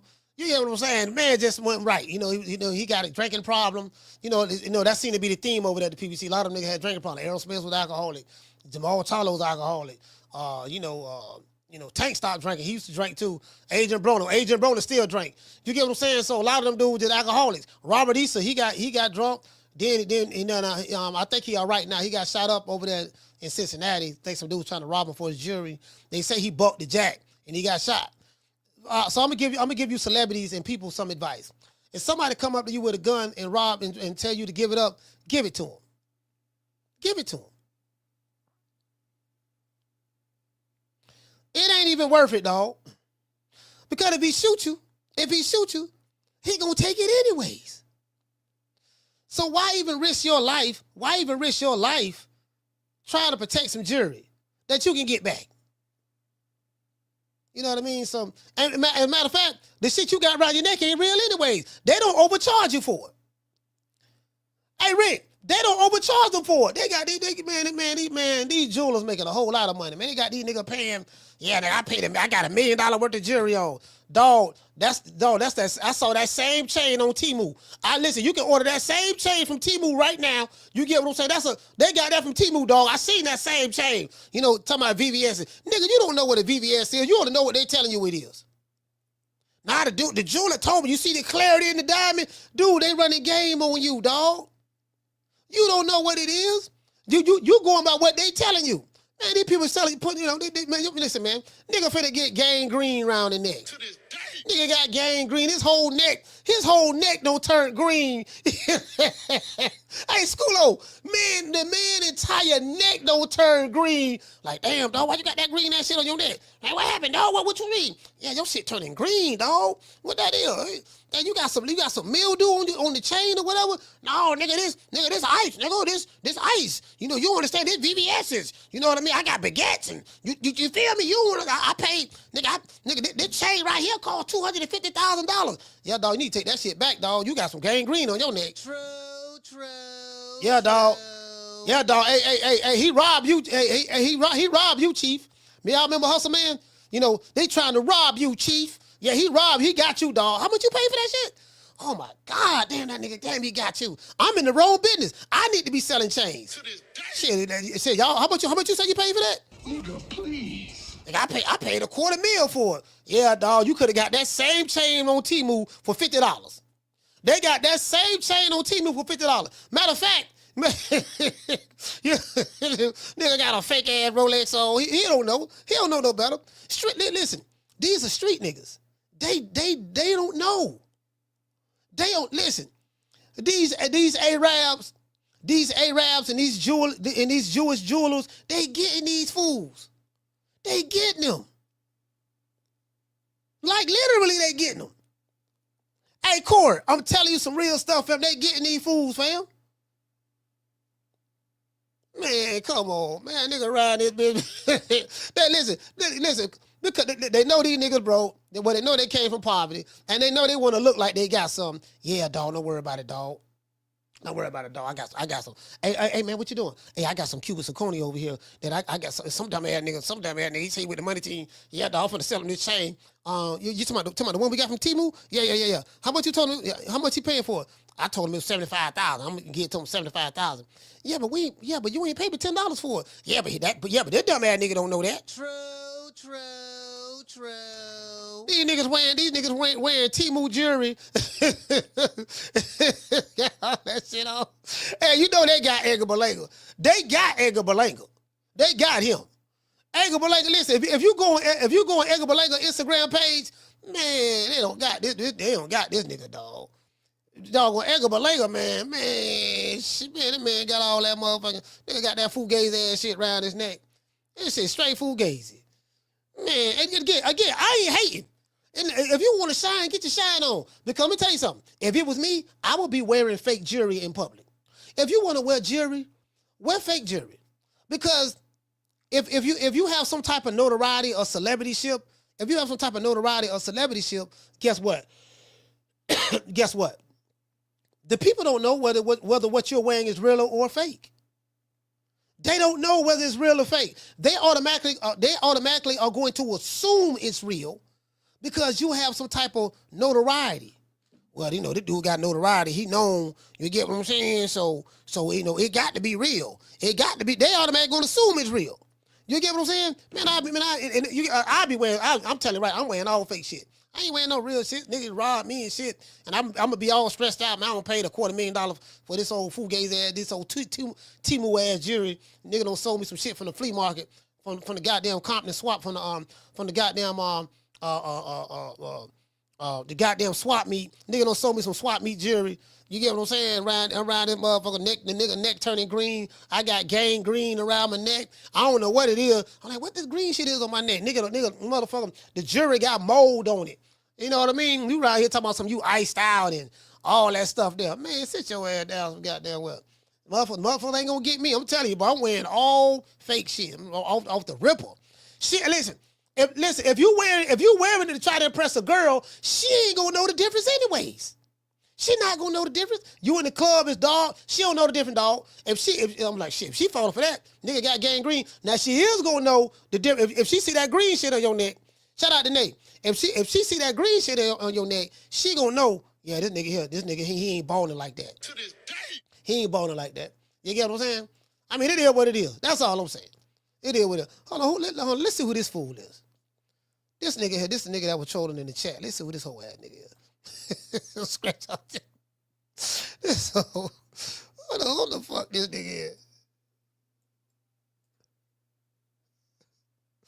Hold on, this a nigga that trolling me in the chat. This nigga, you opening up Pokemon cards. This is whole ass. Hold on. This is whole ass nigga Andres. Hold on, Andres, you still in the chat? You still in the chat, fam? Hold on. This old cut coochie ass nigga here, Andres. Nigga, this nigga right here opening up Pokemon cards. Man, you don't get your meat riding. You don't get your meat riding ass up out of here. Y'all don't block this fool. Leave that fool right there. Man, this man around here opening up Pokemon cards.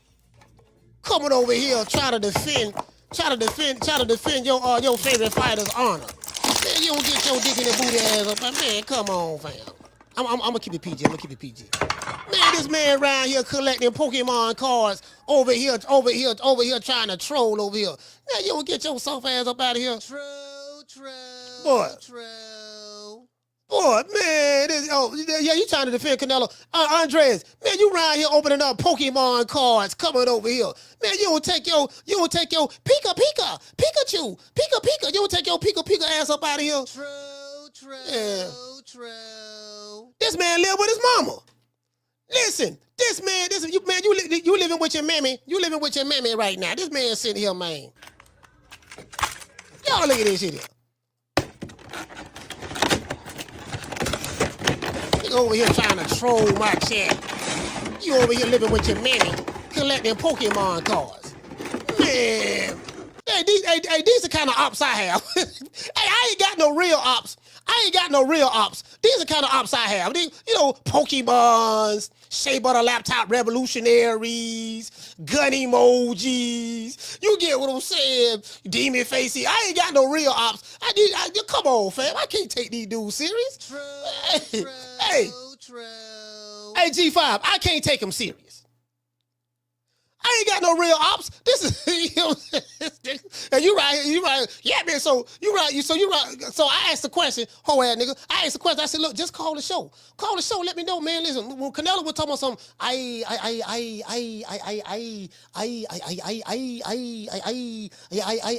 don't know how to answer that question because David Benavidez,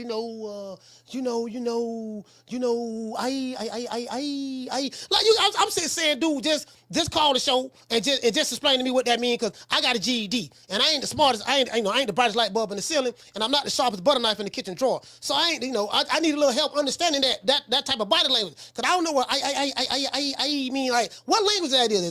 Is that Spanish or what? I don't know. I speak Spanish, but I ain't never heard of So I'm just trying to get you to come and kind of find out, nigga, you right here collecting Pokemon cards. Man, come on, fam. Man, get your Pika ass up out of here. Pikachu ass up out of here, man. Hey, Nate, this man, I ain't got no real ops.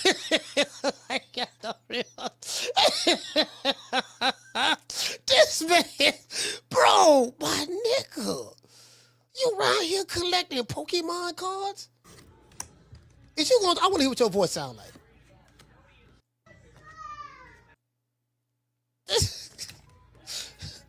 Man, oh my God. You can't make this shit up. Bro, whoa. No, you got 17. Come on, man. You dropped this 2 weeks ago. Fam. So this is a recent video. Man, my nigga. Hey, you got to do better, dog. You got to do better. Look here, man. Hey, look here. You might well come on over here to Nick Sack Promotion. Matter of fact, hey, listen, fam. Listen, I know you're living with your mama. Okay, now right here. Okay, right here, he collecting. Okay, right here, he collecting some football cards. Okay, all right. Let's see what's up. Let's see what's up with him right here. We won't get back on the show, but I gotta clown this slow ass nigga here. Let's see which one is better, Blaster or Mega. Why it sound so low? Yeah, man. So you collecting? Okay, you collect the football cards too, huh? All right, okay, all right, okay. Nothing to see there. Okay, I'm done with you.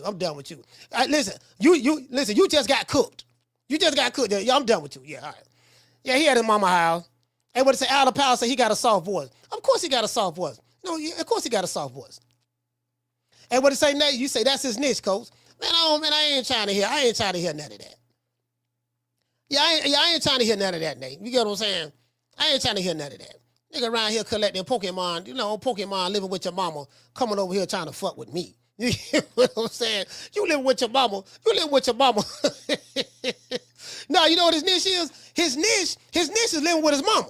That's his niche. I'm living with my mom's dog right now, dog. Ain't nothing wrong with that. You live with your mama till you get back on your feet. That's cool. But look, don't be coming over here trying to troll me. Nigga around here keeping Pokemon cards and all that shit there. And guess what? Then when I dropped the phone number, these whole ass niggas never called. They don't never call. Scared than the motherfucker. Cunt coochie. Anyways. Now, let's go to this next video. Hold on, what boy that?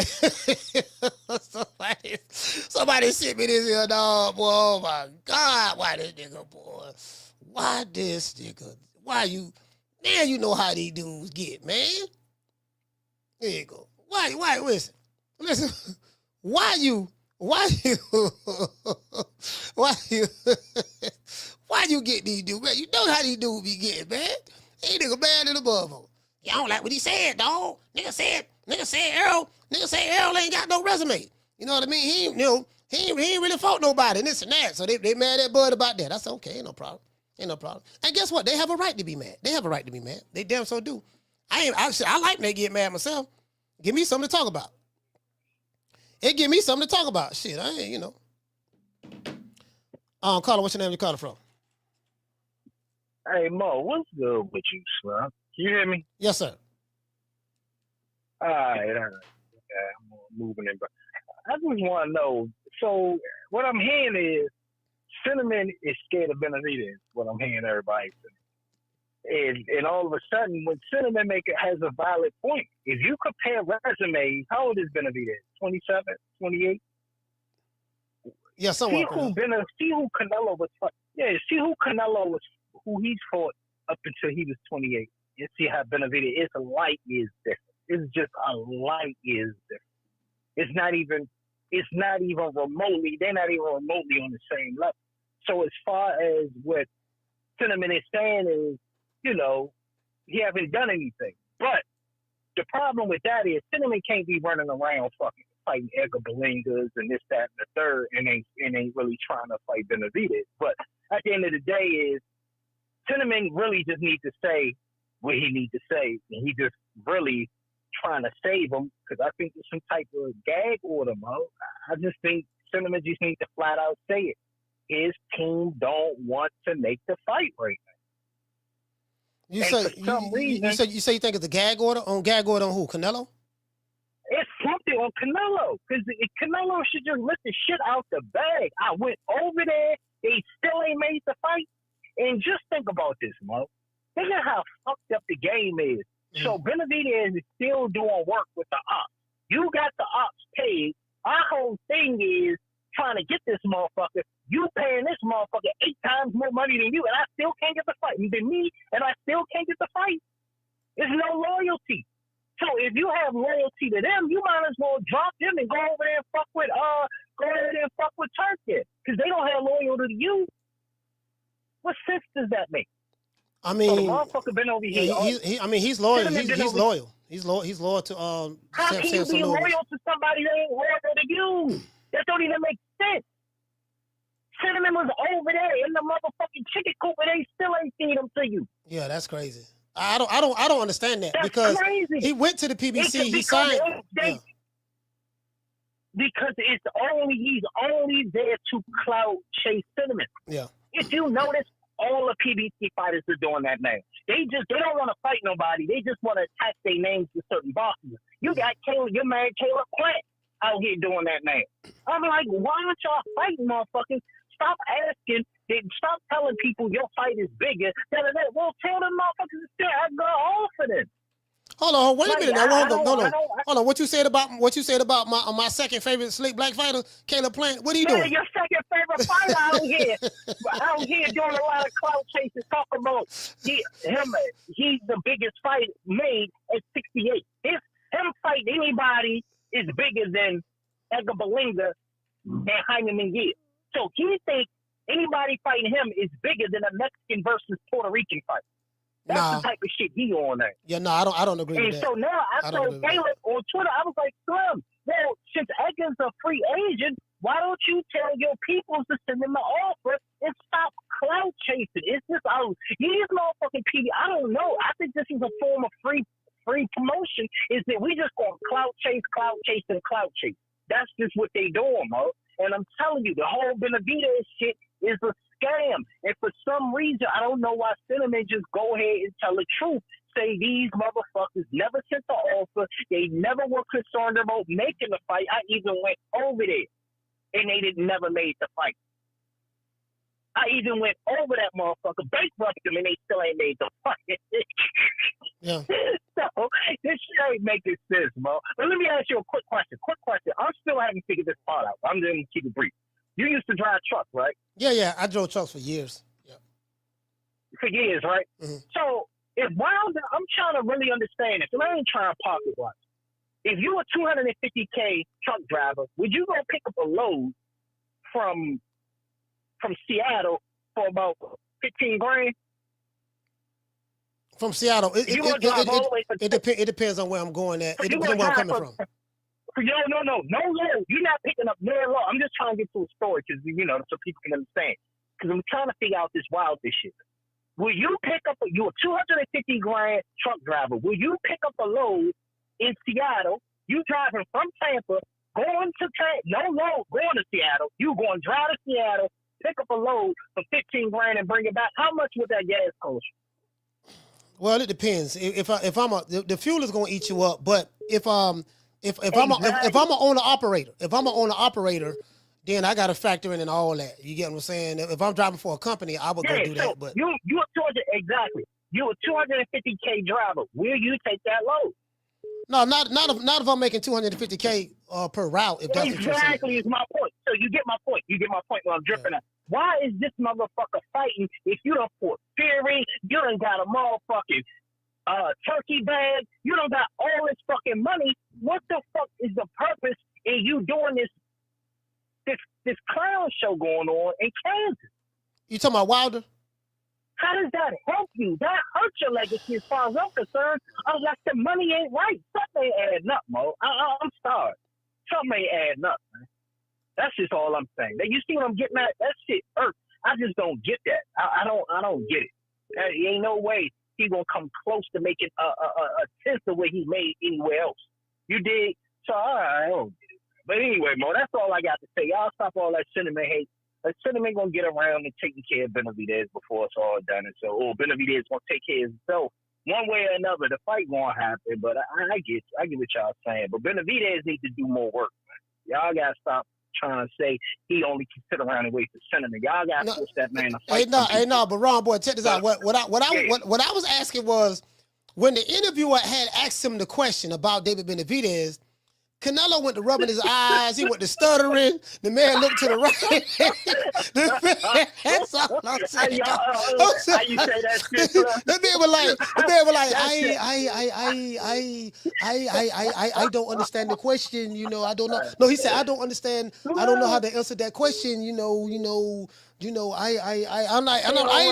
ain't never seen Canelo ever do that. So because he had to think about that game order, that NDA in his way that he had to sign. So he like, oh damn, my lawyer told me. My lawyer said, I shouldn't talk about how they never offered me, and they trying to protect him as long as they can before they really need this fight. So that's what that AI me, because I just wish Cinnamon just go ahead and tell the people what the truth is. The truth is, they don't want to make the fight right. And they just going to clout chase the shit out of me till they decide to get the money worth. Simple as that. But that's all I got, Mo. I'm out. All right, super. Yeah. All right. Okay. So Rob said, hey, that's all I'm saying. Carla, what's your name? You calling from? Rod, Texas. Rod 2 times. Oh, no, Rod. No. This is your first time. Sorry about that. Yeah, hey, it's more confirmation of the Canelo duck talk. I mean, it's funny because like the body language is like you don't need to be past the GED, bro. You seen that in high school. You remember in school when somebody wanted to fight somebody and somebody was scared of a certain somebody else, they would be like, they be like scratching their neck. They be pulling on their collar, like, oh well. I start stuttering. He don't want to fight the guy, bro. He never did. Now, I just want to run some names by you, Coach, and you tell me what does better business pay-per-view wise, interest wise, than a Benavidez Canelo fight? Okay, are you ready? What? No, what? Go ahead. You ready, Coach? Yeah, go ahead. I'm ready. Okay, Berlanga, who does better, Benavidez or Berlanga? I don't know. He would have to fight. He would have to fight them Benavidez for me to see. I know. I would say maybe Benavidez because that's a fight that people want to see. They've been demanding that fight. Okay. So what about 154? 154 Charlo. Nah, not 154 Charlo. It won't. No. Okay, Munguia. Now Munguia, I don't know. Maybe because Munguia from Mexico, so maybe. Nah, I've been to some Munguia fights. I've been to some Munguia fights, and he doesn't draw flies to shit. Not even down here in Texas. Jaime Munguia. Okay. Yeah, he only did one decent crowd in Arizona. Other than that, nobody cared about him. Okay, what about Ryder? Oh yeah, John Ryder definitely no. Nah. Okay, and then next, William Skull. Nah, William Skull. Nah. Okay, so if it makes money sense, isn't it a duck? I think mean, what? Oh, he's not. I would even go as far as to say I think Benavidez versus Canelo is might be a bigger fight than Benavidez and Crawford. I would say that because no one was calling for that Crawford and Canelo fight. That shit came out of nowhere. Yeah, literally. You get what I'm saying? Exactly. I mean, I agree, and because if it makes money sense and he doesn't fight, I mean, if Canelo had better options, I would be like, okay, Canelo, okay, you got points, but look at the guys he's been fighting, and it's funny he says, oh well, he's out of my weight class. I'm like, dude, he was in your weight class, and he was waiting on you. And when people say, oh, well, Benavidez should have enforced the mandatory, okay, he gets the treatment. The WBC's not gonna enforce nothing on Canelo that he doesn't want. Same way they didn't do with Spence. And now these guys are sounding just like the Spence fanboys when Crawford was trying to fight him for 5 years. Oh, he ain't fought nobody. And I'm sorry, that weak ass excuse of he's disrespectful, bro. This is fucking boxing. They punch each other in the face. We're used to boxers having grudge matches, talking shit to each other. I don't want to see guys like tennis players go up shaking hands. Hey, you're a great guy. You're a great guy. Yeah. No, man, I want to see people talking shit. That excuse is so lame, and it's crazy that guys like Ring IQ is a huge nut hugger when it comes to that. I won't tell him to his face, but he doesn't let people on the show. I called in the BDA. I told BDA guys, hey guys, you guys are pro Canelo. I like you guys, but this is a pro Canelo show. No, it's not. I'm like, bro. One of the guys. Yeah, and then like your boy She-Block, I was going at him yesterday, and he blocked me on Twitter because I even mentioned you. Went, man, no wonder they clown you on his show, and he was like, oh well, they don't. Well, you still listen to that show? That's like a kid show. I'm like, this motherfucker was calling kissing your ass 3 times a show. 3 times a show. He got and I clowned him. I was like, does he have a tattoo? I bet he has a tattoo of Canelo the way he does fucking Crawford, a fake ass Texan. Anyway, but that's all I got to say, man. Canelo is ducking, bro. What else? There's no other way to flip it. It makes money sense. It's always made money sense. The belts, you can't blame it on the belts because they're not going to tell Canelo what to do. Canelo's been fighting fights we don't want to see. And at the end, he's going to beat the shit out of Benavidez. Really? Did he knock out Berlanga? No. Did he knock out 154 Charlo? No. Did he knock out Ryder? No. Did he knock out Munguia? No. Did he knock out the bones of 40-year-old Triple G? No. You know what I mean? So Canelo's past it, and I think he knows that. That's why he's only throwing 5 shots a round, and he just doesn't want the smoke, man. The dude is scared. I'm sorry. These guys got to stop. That's all I got to say, Coach. All right, shout out to Rod, Texas, stand up. Boy, the Edgar Berlanga disrespect, dog. Y'all be throwing these pop shots at Edgar Berlanga, fam, and I'm trying to figure out why. Literally. You get what I'm saying? Literally. I'm trying to figure out why. The pop shots. Now, anyway, I'm gonna go over here on what this is. Shout out to Big Dog Willie. Hey, okay. Dropping that $2 super chat. He said Canelo should just say, I'm scared. He's mean to me. Okay. Shout out to Marty King Boxing. Dropping that $2 super sticker. Salute to you, fam. Hold on. Carla, hold on. Shout out to Al the Pal. Dropping that quarter of a dub. Super chat received. He said David acting like Superman, huh? He said he always says nobody beats this Canelo. That's acting like Superman. Hey, you know what? Here you go. I'm gonna lay one thing on you cats and I'm gonna split. You know what I mean? That I'm declaring war on anybody that sells drugs in the community. But Black Dynamite, I sell drugs in the community. I just got one thing to lay on you cats and now I'll split. That I'm declaring war on anybody who sells drugs in our community. But Black Dynamite, I sell drugs in the community. Hey, Carla, what's the hell you called it from? Hello, my name is Golda from Seattle. Goja from Seattle, talk to me. I was just pretty hilarious with the other caller saying that Canelo has some scared to David Benavidez. That shit was funny.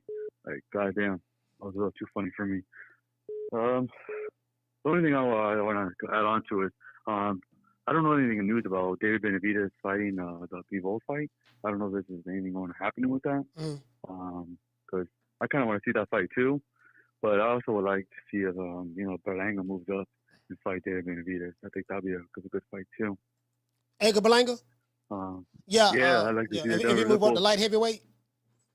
Yeah, because once didn't he miss weight on that previous fight that he had? No. He missed about like a pound, but he said that like a pound and a half.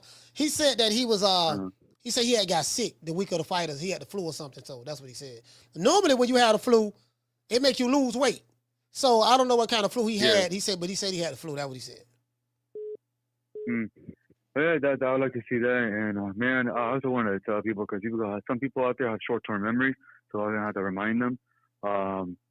With the dispute between Canelo and David Benavidez, and that Canelo's not fighting him, well, mainly because Canelo doesn't want to give him money. He doesn't like him, and he just doesn't like him, and he doesn't want to give him any money. So that's why he's just avoiding it. Which I get it. So avoiding. That's not the first time. You do know what avoiding means, right? In boxing. Yeah, like think about it. If you don't like someone at all, like you really don't like that person, would you want to give him a chance to give him some clout? Give him money? Yeah. I mean, In boxing, when you hate another fighter, they fight each other to try to knock each other's head off. That's what they do. Hagler and Hearns ain't like each other. Well, Hearns ain't like no goddamn body, to be honest with you. But that's what you do. I don't like this motherfucker. I'm finna beat the shit out of him. That's what they used to do. That's what they used to do. So. Right, and now the other way around is, well, if I don't like someone, I'm not. I can have. Like, here's the thing about Canelo: if he retired yesterday, he'll still be in the Hall of Fame. He'll still be recognized, right? So fighting David Benavidez, well, that really didn't do him any much. But the only thing he'll gain is giving David Benavidez the money. But do you know? But do you know? You say you say that Canelo is avoiding him, right? That's what you just said earlier. Yeah, he didn't want to get. He's avoiding him because he doesn't want to give him the money. So do you know what the definition of avoiding a fighter in boxing is? The meaning of that? That's another way of saying ducking. That's what when you avoid somebody, really, that's ducking. That's what they call ducking. That's the definition of ducking. It's like, again, it can be duck, but if he retires, he's probably, again, he goes in the Hall of Fame. He's probably one of the best fighters in the 20th century. Now I'm going to go back to my other claim. This is not the first time that happened. Canelo's supposed to fight what the hell is that name again? Boo Andre. Back in weighing 154. Yeah. Yeah. So everybody wanted to see that fight, and Canelo's like, nah, I don't like this dude. I'm just gonna avoid him because I don't like him, and I'm not gonna give him the money. I'm not gonna give him the clout. And what happened? He became one of the saddest boxers in this decade. Why? Because he didn't have any boxing fans. He's lost a lot of credibility. He didn't really do anything in boxing, and he crying because Canelo didn't give him a chance. That's what Canelo did. It's a pattern that people did not realize that. He was also about to do that to Charlo as well. He didn't like Charlo, so he wanted to avoid him. Like, nah, I'm not going to give him the money or the clout. And he was supposed to do that as well with Billy Joe Saunders. I don't know if people remember, but people wanted to see that fight. Canelo was like, I don't want to fight him. but he had no choice. He wanted to get that belt, so he did it. So it's a pattern that Canelo's been doing to people. If he doesn't like that person, he doesn't have to give them the opportunity to become someone. And people don't realize that it's not just David Benavidez. There's a few fighters that Canelo just don't want to give them the opportunity. Now people might say, "Oh, that's ducking." Sure, but at the end of the day, they become no one, while Canelo still becomes someone. It's a very dirty move. It's a very, very dirty move.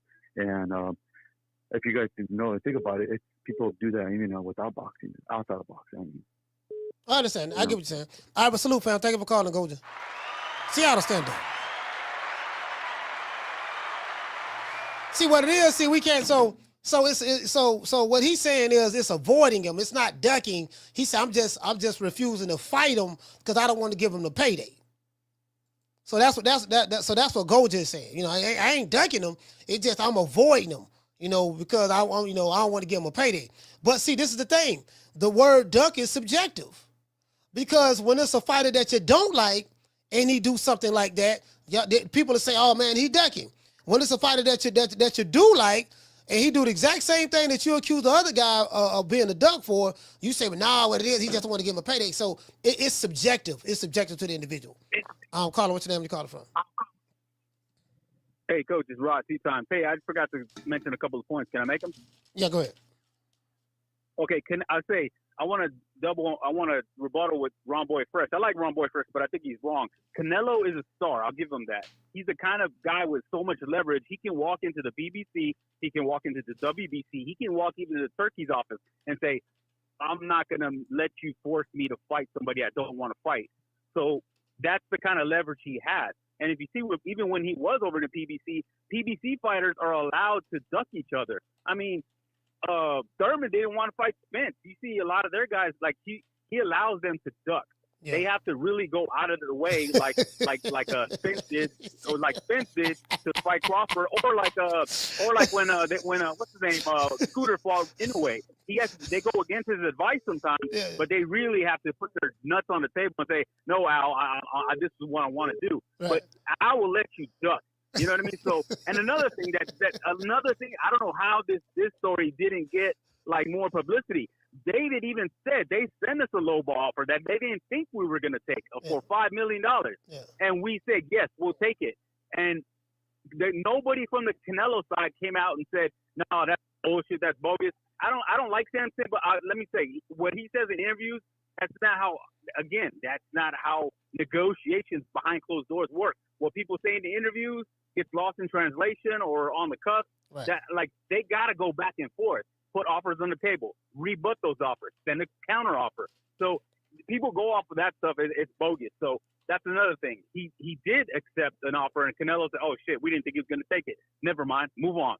And PBC is not going to tell Canelo what to do. They wanted the cash cow. They gave him carte blanche. That's all I got to say. Absolutely, fam. All right, so Rod say the PBC allowed Canelo to duck. That's what Rod say. You get what I'm saying? He said, "Yeah, man, they allowed him to duck." Nigga, when my name come up, respect it. Let's go. Stop playing with my fucking name. I'll drill y'all. Stop playing with my name. I ain't gonna say it no more. Put some respect on my name. Yeah, man, it is. But hold on, boy, the phone lines is hot. God damn. Phone lines is hot. Caller, what's your name? Where you calling from? Real Lions, San Antonio. You say Real Lions? Real Lions, San Antonio. Talk to me. Hey, just real quick, Coach. As far as the Pettit record and so forth, as you mentioned, are you calling me? Are you talking on the Bluetooth? I can't hear you, bro. I can barely hear you. Is that better? Whole lot better. Go ahead. Is that better? Yes, sir. Okay. Yeah, I mean, he fought the big names, and you can dispute as far as, a bit past their prime and so forth. But just real quick on when he fought Cotto, if you remember, Roach had taken him over, and he had a big he was doing really good until Trout beat him in New York. So he fought Trout, undefeated, in his prime.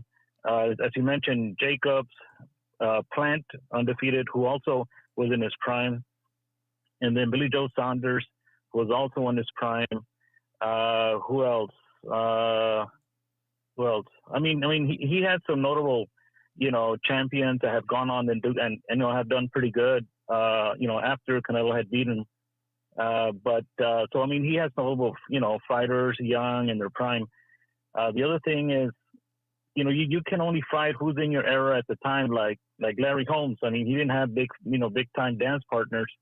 But he fought who was in their prime, and then Canelo has been the same. Now, as far as David Benavidez, I mean, this is towards the end of his career, just like Floyd and many others. They pick and choose towards the end of his career, and David's towards the end of his career. I still think that at some point he may still fight him, but David is towards the end of his career.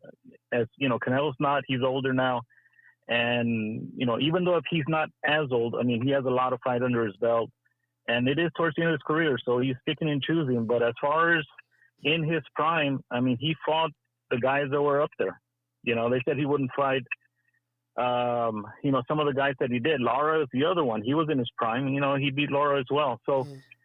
Again, you can only fight who's there at the time, and I think he did fight a lot of young guys, along with a lot of Hall of Famers. So, I think it's good. He has good. He's had a great career, made a ton of money, one of the best, as far as I'm concerned, one of the all-time greats. So anyway, thanks a lot, Coach. Appreciate your time. All right, salute, man. I probably need to call my main man Steve Kim. That's probably all I need to call. So pivot a little bit. So again, I didn't see this interview yet. I saw a clip that somebody sent me where Terrence Crawford was on a podcast, and he was discussing that Errol Spence is not a Hall of Famer. That's what the question was. He's not a Hall of Famer, this and that. And a lot of people, even people who rock with Crawford, kind of like feeling some type of way about that. Shout out to Ready to Rumble. Hey, okay. Dropping that quarter of a dub. He said only a bigger duck is Tank. But Duck Nello is the grandfather of ducking. And Coach, I'm still holding the line on that ginger duck.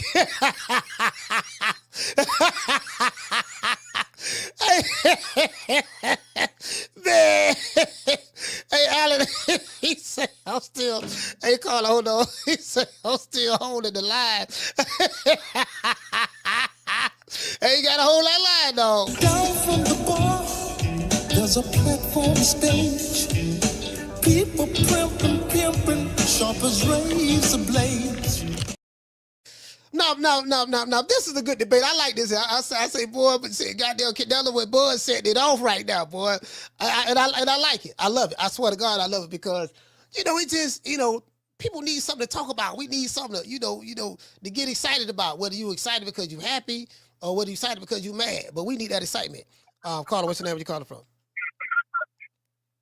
Sour Punch Boxing. Can you hear me, Kurt? No, sir. I cannot hear you. God damn it. You on Bluetooth? Yeah, I'm in the whip right now, my dude. No, can you take me off of the Bluetooth and just talk directly through the phone?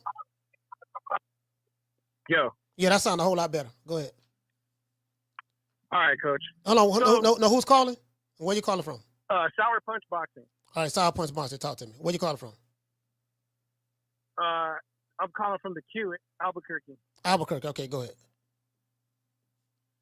So, yeah, man, I mean, I think, dude, at the end of the day, we got to look at what, like, dude, like, the last dude that called, man, you going to believe anything that Samson say, man? You got to be a damn fool, dude.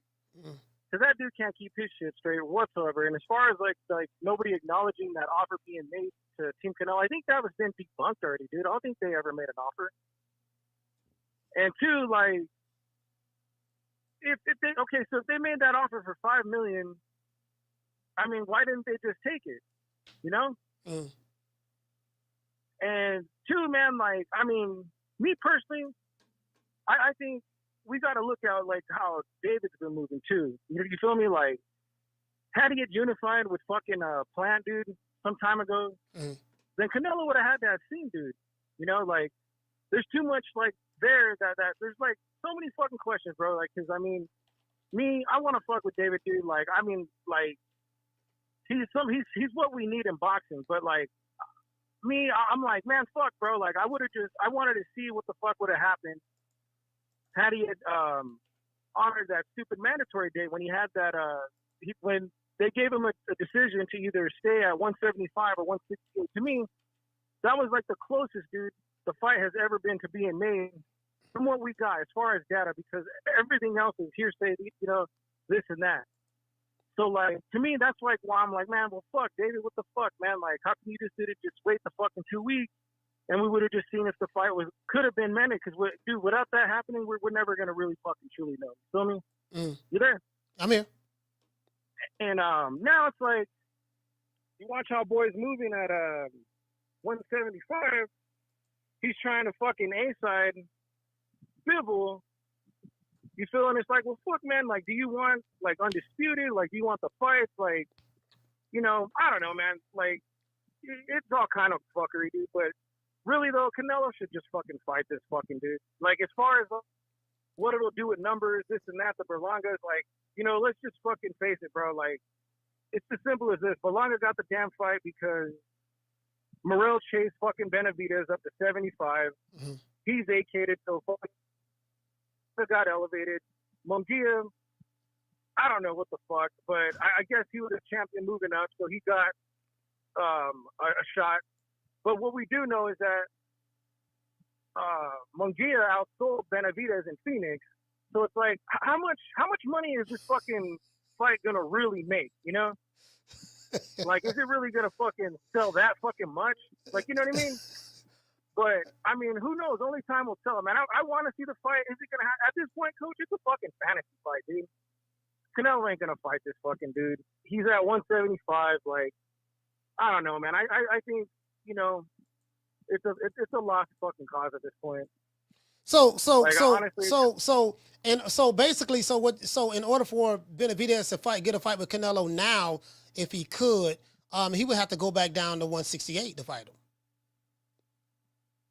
Yeah, I would think, or unless, like, if Canelo goes up, But I don't know, man. Little by little, I'm starting to think, like, fuck them, like, the body language, like, was said it for me too. Like, man, like, this dude's getting pressed, like, but I mean, is there truth to it?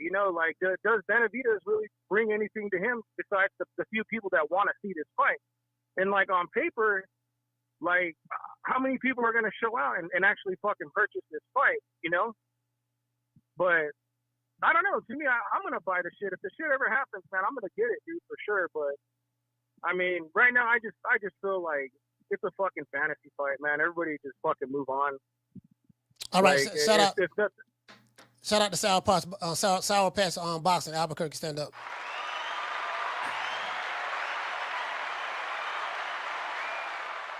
So, I wanted to talk about this. This right here. All right, so I saw a clip. Again, I didn't see the entire interview, but I saw a clip. I'm going to look at the entire interview. And Terrence Crawford criticizes, he said that Errol Spence is not a Hall of Famer, in his opinion. You get what I'm saying? And he gave an argument why. A lot of people don't agree. Again, a lot of people love Errol Spence. They love Spence now, more so than they love Bud. So I do get that. Carla, hold on. So, you're gonna look at, and then I think he broke down, he broke down the accomplishments. Okay, well, this guy did A, B, C, and D. He said some controversial stuff about Manny Pacquiao as well. Manny Pacquiao, 8 division world champion, but there's always been rumors about Manny Pacquiao and, PED usage. Nothing has ever been confirmed, but people have been saying this for years. I mean, people in the fight game have been saying this and stuff like that. So, Bud don't piss off a whole lot of motherfuckers. And the shit is funny to motherfuckers. I remember here when, I got to pull this up. Where is that one at where is that one at? It's the one I'm looking for. I'm going to pull this up. I got it. Carla, what's your name? Where you calling from? Hey, Slim, double back. Oh, fuck them Bama motherfuckers mad at Bud. They always mad at Bud about something. Fuck. At the end of the day, Mo, can it be, and I don't know why y'all keep pressing the issue, can it be that Cinnamon is looking for his Maypop too? Because he already did Triple G. Mm. Can it be that he's waiting to do a Maypop? Because we know who the architects of Maypop is. It's always the same company, right? We had to wait for Manny and Floyd. We had to wait for Earl and Bud. So why isn't the same thing happening with Benavidez and Cinnamon? Yeah, I mean, I really don't know. That's a good question. I ain't even think Exactly, because this is the next. This exactly. I told you they don't want to make the fight right now, bro. You don't sit here and tell me you waited all these years at 68. Mauricio hit you, say, hey, in a couple weeks, Slim, we about to mandate this shit. Mm-hmm. Oh no, I'm going to 75 now. What the fuck?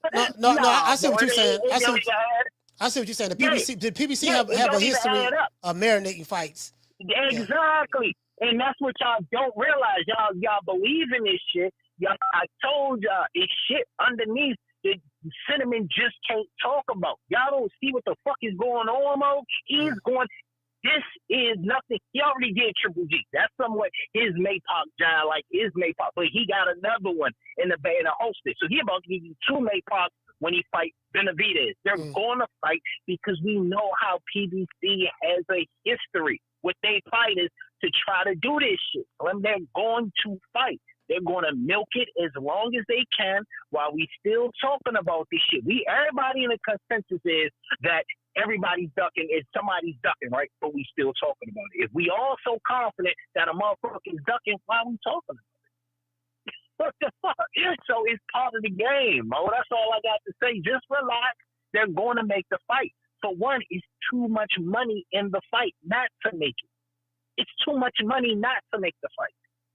So they're going to fight regardless, man. But that's all I got for you. Absolutely, just chill the fuck out, bro. So this argument, a matter of fact, let me read the super chat. Shout out to Samat. Dropping that quarter of a dub. He said the same racist mad at Crawford would say Errol is a Hall of Famer, no problem, but would say Canelo still has more to prove. What races are you talking about, fam? You say the same races. What races are you talking about? And you kind of lost him over that one, fam. Shout out to Tegra GG. Dropping that half a dub on your boy. Hey, Leroy. Super chat received. Playtime's over, boy. What you say, Tegra? She say Canelo named them names, man. Hey, I ain't gonna lie. Hey, Tegra, that shit was funny. Carla, hold on. Listen, I can't even front. As soon as he mentioned his name, it was hilarious to me, just the way he was moving. Down from the bar, there's a platform stage. People pimping, sharp as razor blades. Carla, what's your name? You calling from? My name's Jahan, man. I'm from Orlando. Jahan from Orlando, talk to me.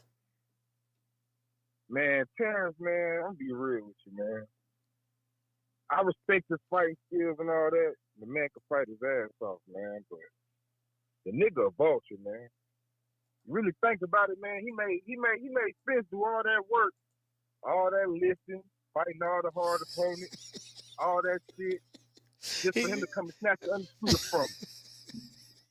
So now, if you really think about it, and I agree with one of the callers when he said he said that PBC they get to jump their fighters and all that shit.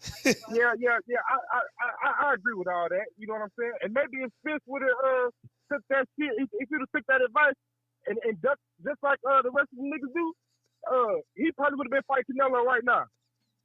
So if you really think about it, man, Bud just took everything from Spence, man, everything. So now you want to shit on the man. Now you want to discredit the man. Man, I don't know, man. This shit just wild to me, man. It's crazy, man. Say that again? No, go ahead. I ain't say that. I was laughing. Go ahead. I'm just saying, though, bro. Like, for real, bro. He just vulture. And look, and now he's training Shakur. He's training Shakur to be a baby vulture. So he's trying to do everything. Hank do everything he got to do on his end. So Shakur to come around there and just take everything from him. Tank smart. Tank like fuck all that. See, Tank. So you said take the smart, but see Errol. So Errol should have just listened. Smart, man. Yeah. Man, Tank said fuck all that shit, man. I see the play. So you saying Tank smart? So you saying Tank smart? He ducking. Canelo smart. Tank, he's doing the same thing with Benavidez. What he doing to Benavidez?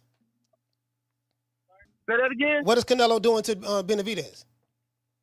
Oh man, you already know the same shit that he pretty much. I ain't gonna say he doing the same thing. He pretty much. What's the same thing? What he ducking him or what? He's stalling him out. He's stalling him out. He ain't scared of him, man. He just know that he know that pretty much Terrence gonna pretty much do what to him what he did to Terrence gonna do what he did to Canelo, what Terrence did the Spence. You know what I'm saying? Take everything from him and shit. Take everything he worked so hard for. And now he got the torch. Now he got the Mexican flag running around and all this other shit. And you know, that's just my philosophy, man. I could be wrong, man, but I don't know. I've been people. That's what I think. All right. Well, shout out Jihad, man. Orlando stand, Old Town stand up. Salute, fam. Yeah, man. What you doing, dog? He a vulture, dog. Man, coming by, man. He let the man do all the heavy lifting. Hey, bro, he brought back the heavy lifting. He brought back heavy lifting. Hey, shout out to Jihad. Hey, I ain't heard that in a while. He brought back the heavy lifting. Yeah, man, heavy lifting, dog. He did all the heavy lifting.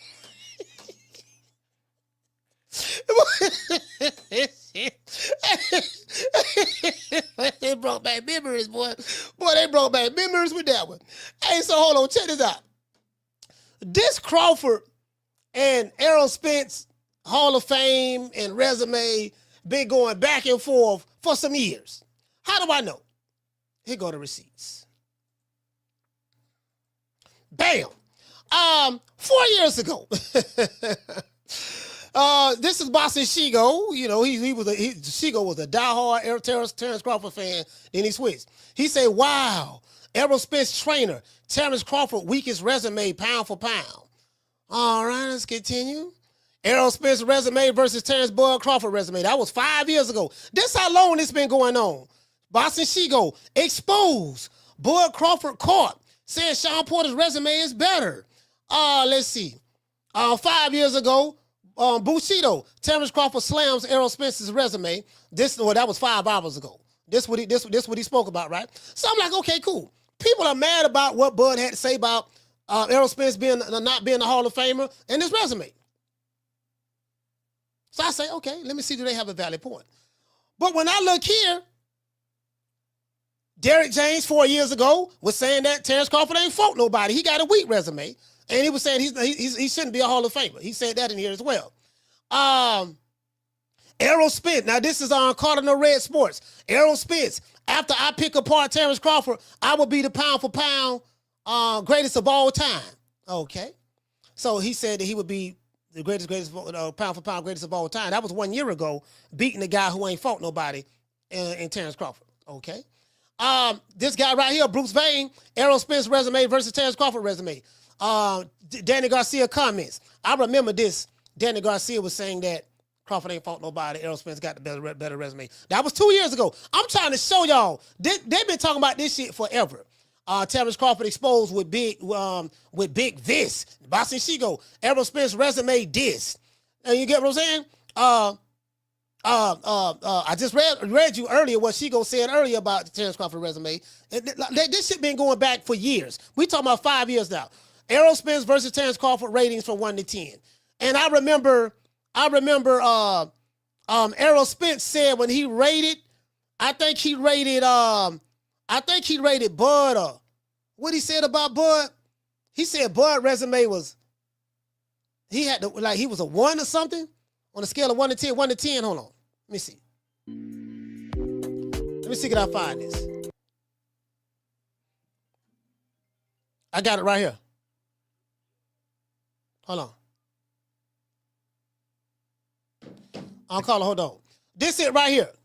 I remember this like it was yesterday. Right when they was getting ready to fight, you know, Spence and Crawford was rating each other. Crawford gave Spence a 7 footwork, defense. They was rating each other, right? And then resume, Errol Spence said that Terrence Crawford gave Errol Spence a 7.0. Now, this is what he said then. He gave him a 7.0. So people can look at that and say that's a contradiction. But Errol Spence came back and gave Terrence Crawford a 0.5 in resume. So what I notice is the same people who are upset with Bud for talking bad, was saying, criticizing Errol Spence's resume and saying that he's not a Hall of Famer. Those same people did not say that when Errol Spence was saying that Terrence Crawford ain't fought nobody, and he ain't fought nobody, he's not a Hall of Famer, all that stuff there. He's rated his resume at 0.5. Everybody was cool with that. No problem. I me personally, I don't have a problem with that. I'm just pointing this shit out. 5 reasons Errol Spence Jr. beats Terrence Crawford. Okay, that's ringside stories. Errol Spence versus Terrence Crawford, who has the better resume. That's the Porterway podcast. This has been going on forever. Sean Porter keeps it real on Terrence Crawford and Errol Spence's resume. Let's continue. Boston Shigo, Errol Spence not impressed with Terrence Crawford's resume. So Errol Spence was doing the exact same thing that these same Spence fans are upset about right now. Doing the same shit. Errol Spence's resume is perfect for Terrence Crawford. The Punch Report, Errol Spence versus Terrence Crawford, what the resume means. Fag None, he sitting there smiling, cheesing. He say, wow, Errol Spence Jr. disrespects Terrence Crawford's resume. So it's cool. So this what I'm getting. It's cool when they do it. It's a problem when Bud do it. That's what I'm seeing. Again, you can feel how you want to feel. I don't care if you hate Crawford. I don't give a damn. You get what I'm saying? I don't get none of the nigga money. And if you hate Spence or love Spence, I don't give a damn. I ain't gonna get none of the money. It's subjective. And if you feel a certain type of way, those are your feelings. But I'm showing y'all this shit been going on for a while. Errol Spence disrespects Terrence Crawford's resume. The same people who called him mad at Bud, they wasn't mad when Errol Spence was disrespecting the man's resume. Just want to throw that out there. Carla, what's your name? Where you calling from? Man, it's Jahan again up out of Orlando, man. 2 times. I had a lot going on. I had to order my food and shit, so now I can concentrate. But yeah, man, what that bitch ass nigga name is? Ego, whatever his name is. Y'all call him Shigo. About the Shigo, yeah. Yeah, that nigga he act like he know every motherfucking thing, man. All he do is I figured him out, man. All he like to do is just sit there and just say every possible outcome, and then he'll go back and rewind and say, "Oh, I told y'all I was right, wasn't I?" But you done said every possible outcome, so how can't you be right? Dumbass nigga. Hey, you sound like great. Hey, you sound like great. I'm just saying, man. Like, come on, man. I'm tired of these media outlet ass niggas, man. These niggas on they trying to find, and then the clickbait be so fucking wild, man. Don't even get me started on that, man. But back on the Terrence and the Canelo shit, man. If you really think about it, man, Spence would have been fighting that fight, man, and he would have been probably campaigning at 154 right now if he would have ducked that Bud smoke, man. But you know what though? I'm gonna be honest with you with that fight. In the lead up to that with Bud and Errol Spence, Spence was saying that man, everywhere he couldn't go nowhere without people in Dallas coming to him saying, "Hey, look here, man, when you gonna fight Terrence Crawford?" Like it had got to such a high pitch. And and Spence did say I'm gonna collect the belts on my side of the street, then I'm gonna come get that strap. So he kind of like put himself in the corner. He kind of like he had to make that fight happen. No, I ain't trying to hear that shit. You think Canelo ain't hearing that shit? You think Tank ain't hearing that shit? Yeah, Tank Canelo. These niggas still saying fuck all that. I ain't going out like that. Yeah, but what I'm saying, but that's after what we saw with Crawford and Spence. So now and then not only that, you can't forget about Wilder neither, because Wilder chased Tyson Fury after the first fight. He kept chasing him, and they had PBC had other plans with him. So Wilder went and listened. Cool Boy Stealth, another one. Al Heyman say, look. We got Brandon Figueroa rematch. You can fight him, but Cool Boy Stealth wanted to go to Japan to get them $3 million. Al wasn't paying him no $3 million. He went to Japan to get that. So he could probably use that. I see what you're saying. He can use that as a teaching point and say, look, when y'all go against the plan, this what happened. Don't go against the plan. You know. Right. Yeah. That's what I'm taking out of it. Like if you go against your advisor, this is what happened to your career. Now you stuck not even knowing who your trainer is, like Earl. Yeah, but one loss should not define Errol Spence. Fighters have not lost. Just Earl, not even just Earl though. Deontay too. Deontay had more fights though. He fought Tyson Fury 3 times, and then after that he left the PBC. He go fight on the Riyadh season card. He fought Joseph Parker, someone who he was heavily favored to beat. He lost, and then he got knocked out by Zhilei Zhang after that. So he 0-4 with Malik Scott is what you're saying.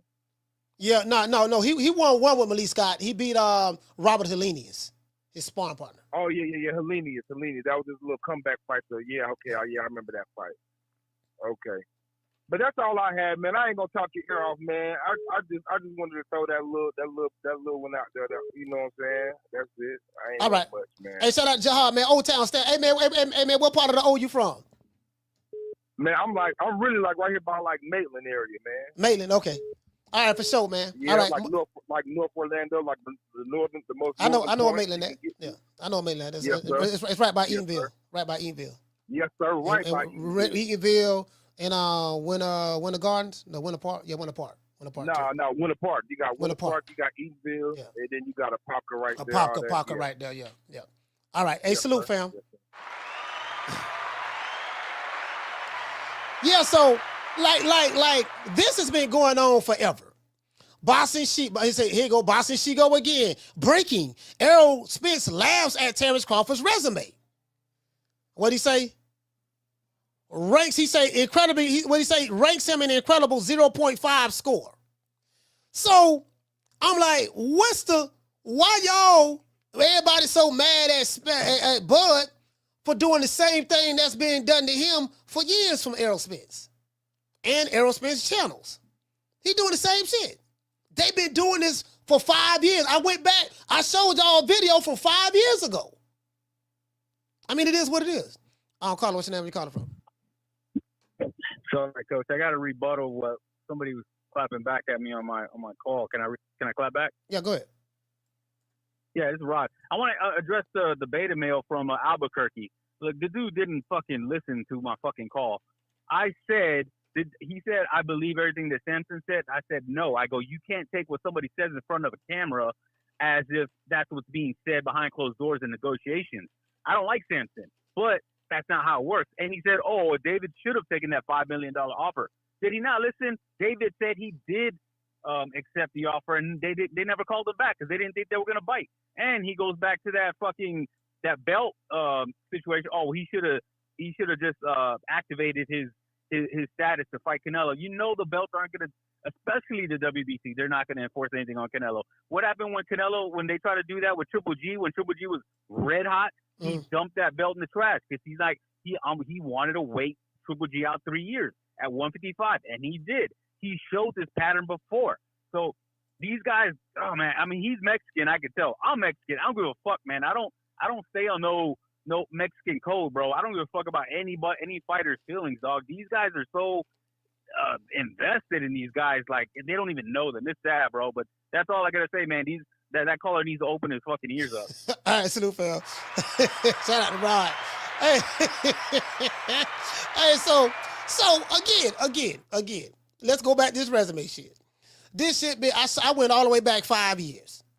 Like literally. You get what I'm saying?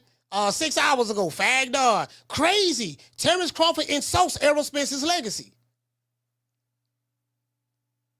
But let's go back down here. That same guy fagged on.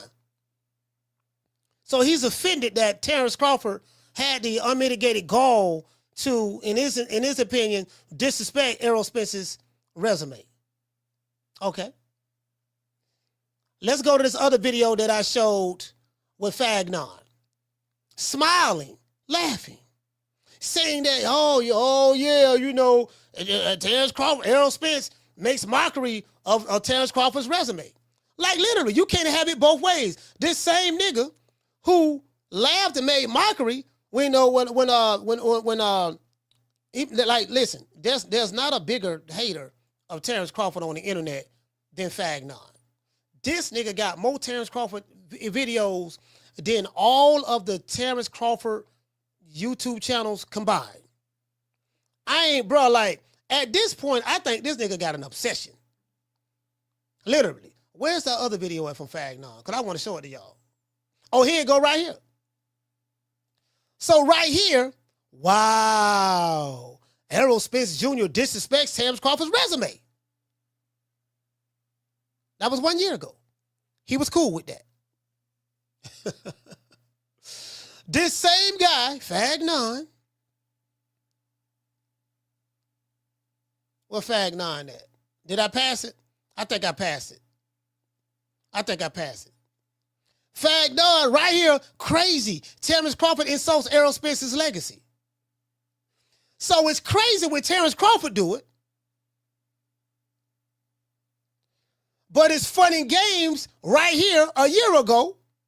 You know what I mean? When Errol Spence did it to Terrence Crawford. So I'm trying to figure out the fake outrage. Not only that, let's go a step further.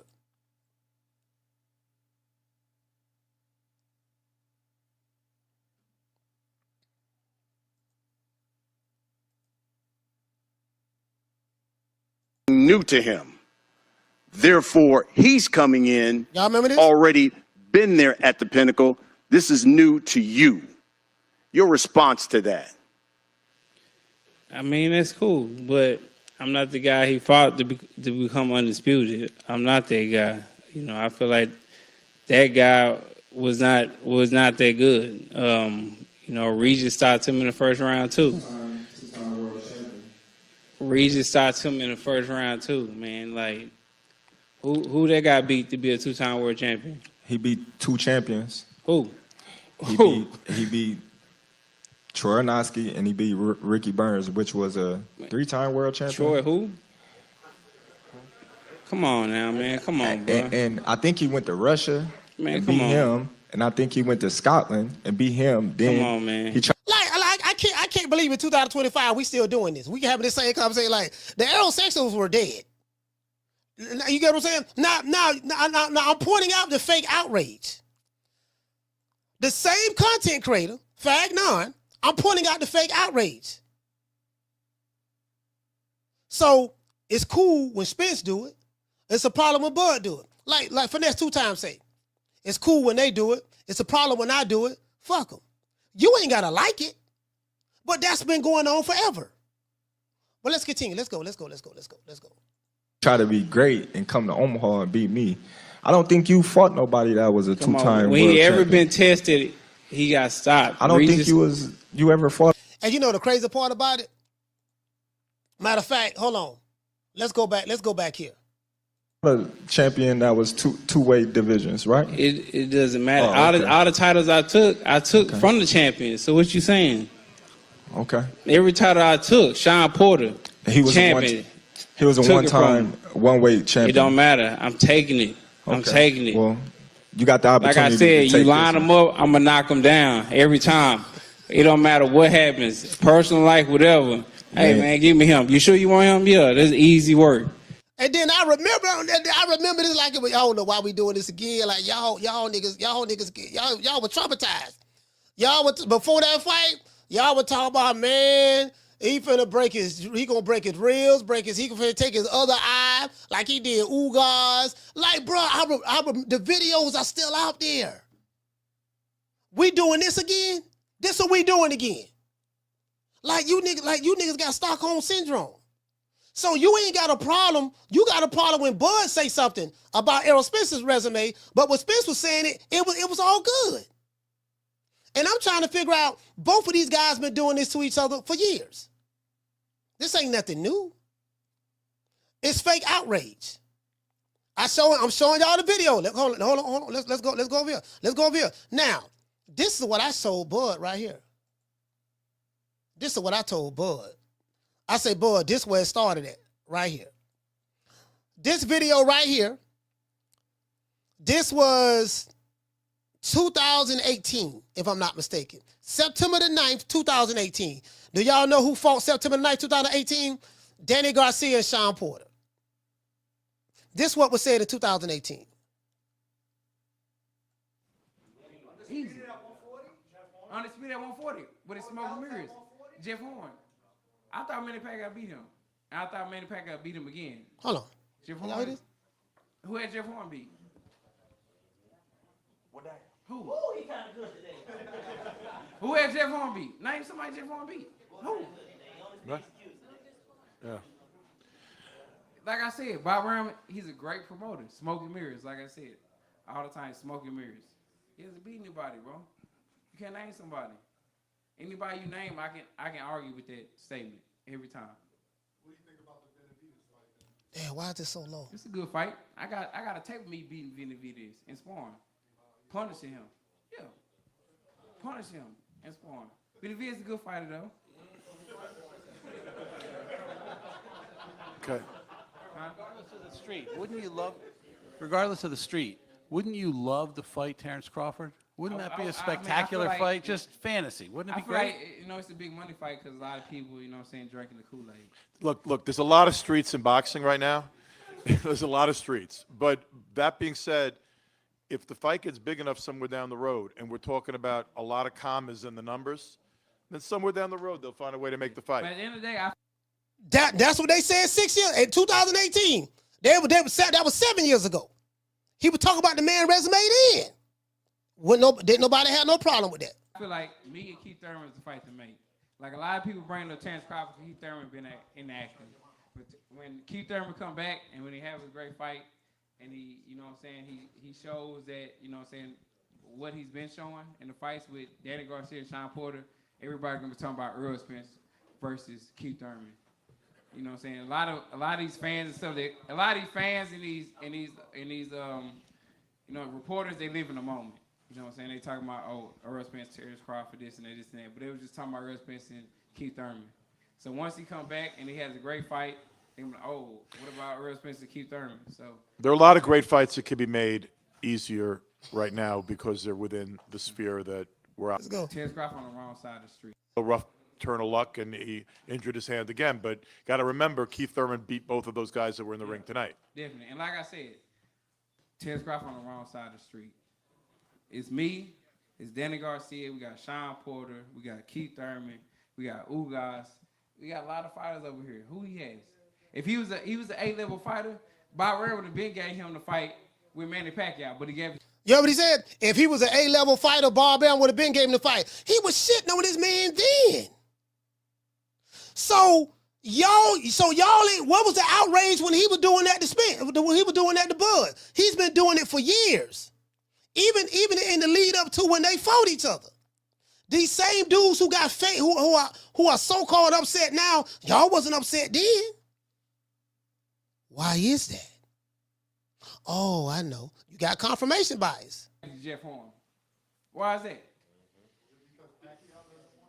It doesn't matter if Pacquiao didn't win. That's his promoter. Why didn't he give it to him? That's the top guy. Top guy is Terrence Crawford. So why didn't he give him that fight and he gave him to Jeff Horn? And that's supposed to be your dude. Catch you Bob. It's all facts. You know what I'm saying? So it is what it is. So I mean, like I said, he's on the wrong side of the street. That's why he's calling out. Who's he calling out?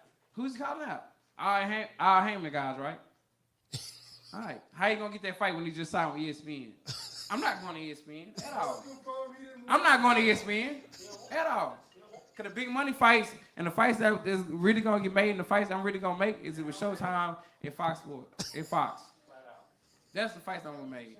He's talking about, I got $3 million guaranteed. Right. Let's go here. Champion of the world.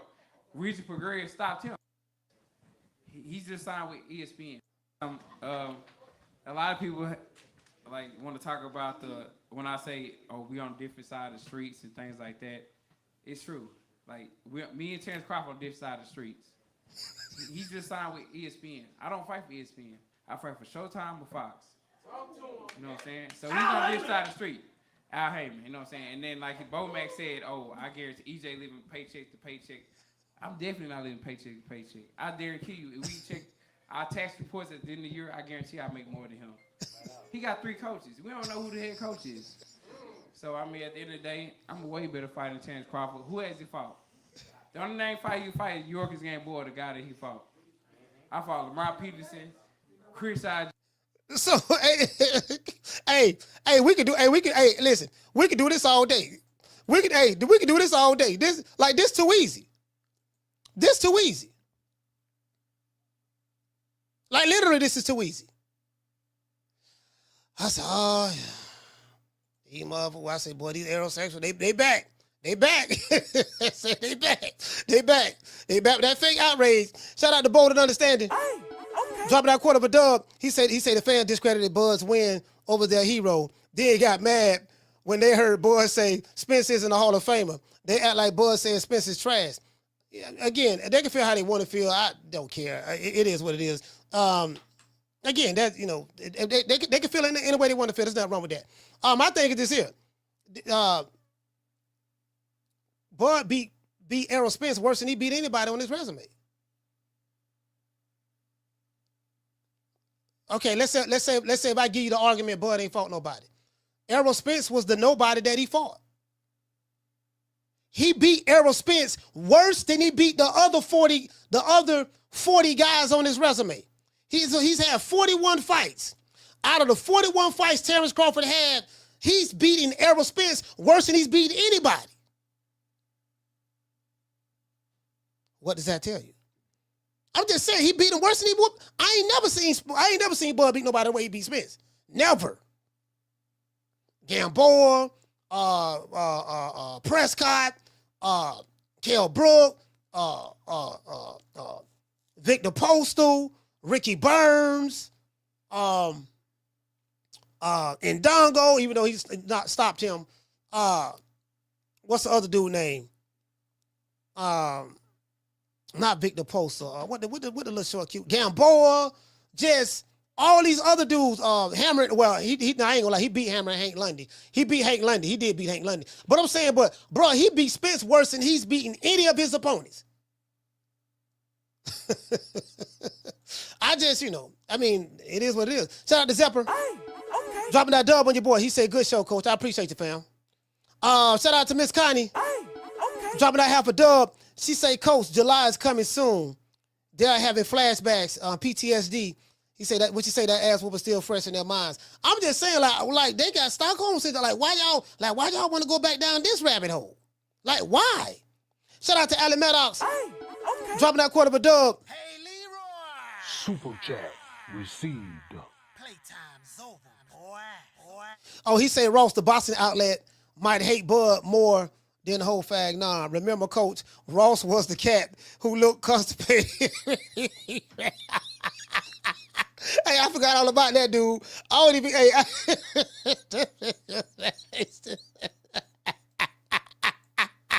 Down from the bar, there's a platform stage. People pimping, sharp as razor blades.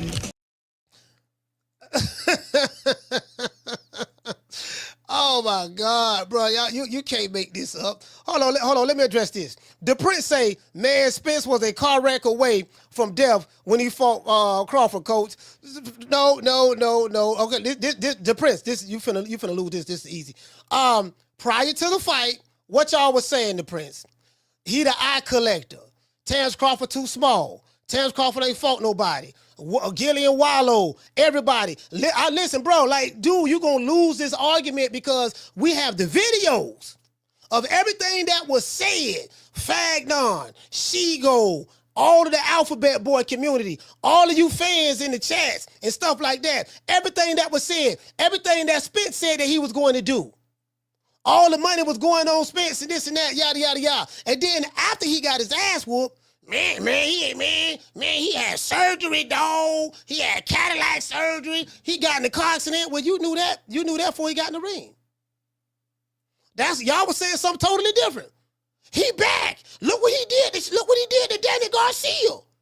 Look what he did to Ugas. He the eye collector. He breaking ribs and eyes. Oh, brother, I remember this like it was yesterday. And then as soon as you didn't get the outcome outcome you were looking for, then y'all would have hollered about, it was Sniggity Snack. He was on Sniggity Snack. He was with Victor Conti. Me and Spence had just got out of a car accident. Man, his girl had gave him something in the locker room that made him sleepy. Mike Tyson gave him some edibles. Y'all wasn't saying that prior to the fight. You wasn't saying that prior to the fight. Bro, I've done shows on this. I can go back into the archives. If you want to relive this trauma again, I can make you relive this trauma. Like, bro, listen, like, there's nothing more that, shout out to the Prince, there's nothing more that I would love to do than to do this all over again. You're going to lose. I promise you're going to lose. Bring whatever receipt you want to bring. I'm coming with hardcore facts, receipts, videos, directly from both fighters' mouths, directly from both camps' mouths, directly from the pro PBC, pro aerospace channels' mouths, and I'm going to show you everything what was said prior to then.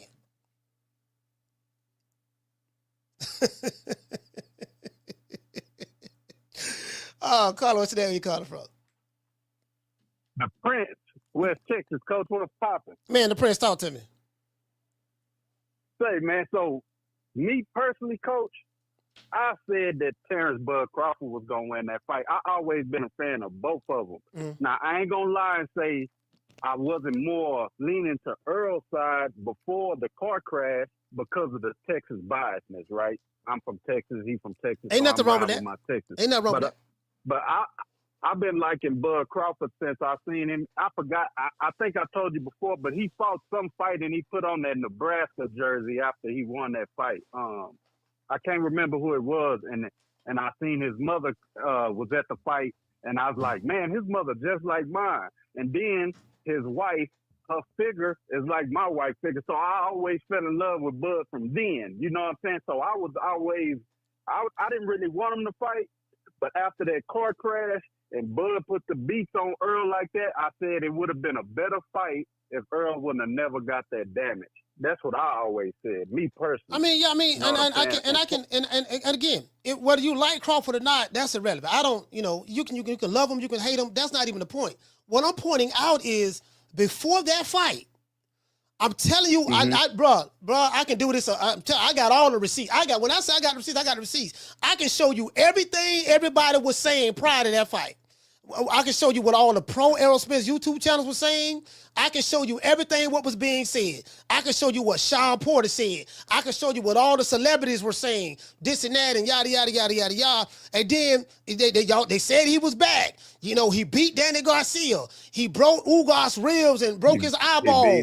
Terrence Crawford too light in the ass. And Errol Spence was saying what he was going to do to him. And Derrick James was saying what he was going to do to him. Then after the fight, everybody switched up. Yeah. Why is that? Why is that? I used to be over there in the SLDBC, so I heard it all too, Coach. Yeah. You know what I'm saying? I would listen, and I heard it all too. But like I said, that still didn't stop me from saying that Bud is a bad boy. I don't know who's going to win this fight. I would love to see it, but like I said, that car crash kind of took something from Earl. I mean, for me personally. But as far as the resume goes, I believe that Earl he should get Hall of Fame because he was willing to make that fight with Bud, right? I think Bud's career took off after Spence's fight, regardless of the car crash or none of that. I agree with think that. Bud's career, so I think Bud should have a little bit more respect for Spence for that. You know what I'm saying? Whether he do or not, that's him. I don't care. But for him to say that Spence is not a Hall of Famer when Spence did take belts from champions, he fought pretty much everybody that Bud fought. You know what I'm saying? Bud fought the people he fought. Bud took belts from champions too. Yeah. I just heard what Bud said, and far as you say, I heard when you remember that little tussle when they was in I forgot where it was at, but they were face to face. Yeah, they were face to face. Like, tell your partner. Yeah, tell your nigga stop talking. You know what I'm saying? He say, tell your nigga to be quiet. I watched it all. Tell your nigga to be quiet. Yeah. And then what Bud say? He said, when I beat him, y'all gonna say he stayed in the division too long. He was weight drained. Literally everything what was said when after Bud beat Spence. That's everything he said. Everything Bud said that everybody was gonna say. That's exactly what they said, word for word, damn near. Facts. And I stopped rocking with the LDBC when Black Fight Fans shut down his channel. And I'm so glad I found yours, Coach, because you is unbiased. You don't play the race card and all that shit. So that's why, and I told you, I said, man, I quit them. I'm over here with you. You know what I'm saying? And you told me, well, we not no monolith. You can rock with them and rock with me. I remember everything, Coach. You know what I'm saying? Yeah, I said so that. Yeah. I've been rocking with you. Yeah, so I just think it was disingenuous for Bud to discredit Spencer's career but like you said, why, they've been doing it back and forth. But why when Errol Spencer has done it? I just showed videos where he's been doing it since 2018. Right. Yeah. Like that's why I was saying they both been doing it back and forth. So I kind of know why he did it, but I think if I just don't feel like he should have put it out there like that. After you done already damaged the man, you done beat him brutally. You done, you know what I'm saying, done catapulted into fame off of the man. You ain't got to keep beating him when he down. You understand? Well, I don't. me? You know That's what? all You probably got to look at it. You know, look at the context in which it was said. I haven't seen the entire interview. I only saw the snippet. I haven't either. So once I look at the entire interview, then I can understand the context in which everything was said. Because sometimes you can hear a sound bite and think the sound bite represents everything in it. And I gotta. So to be fair, I gotta look at the entire and look at it in its entirety to really come to a solid conclusion. But what I'm showing here is there was no outrage when Errol Spence was doing it. There was no outrage when the LDBC was doing it. There was no outrage when Shigo and Fagnon was doing it. So as soon as Bud do the same thing that was being done to him, say something about the man's resume, now it's an outrage. And I'm trying to figure out why. Why is there an outrage when they've been doing this back and forth since 2018? Right. No, that's a legitimate question. I ain't got no answer for it. I just wanted to, I'm always call in when I need to clarify what I'm saying in the chat, because the chat, could be, you can type something and you're not really mean. I understand. I understand what you're saying. Yeah, man, that's where I'm at. I got you, fam. Nah, I appreciate you letting me call in, though, Coach. I rock with you, man, 1,000%. Hey, man, shout out. Listen, shout out to the Prince, man. West Texas, stand up. Yeah, that's all I'm showing. Listen, if you hate Terrence Crawford, there's nothing wrong with that. I'm not one of these channels where if you over there with the LDBC, you can't come over here. Or if you with Fagnon and Shigo, you can't come over here. No, I don't care.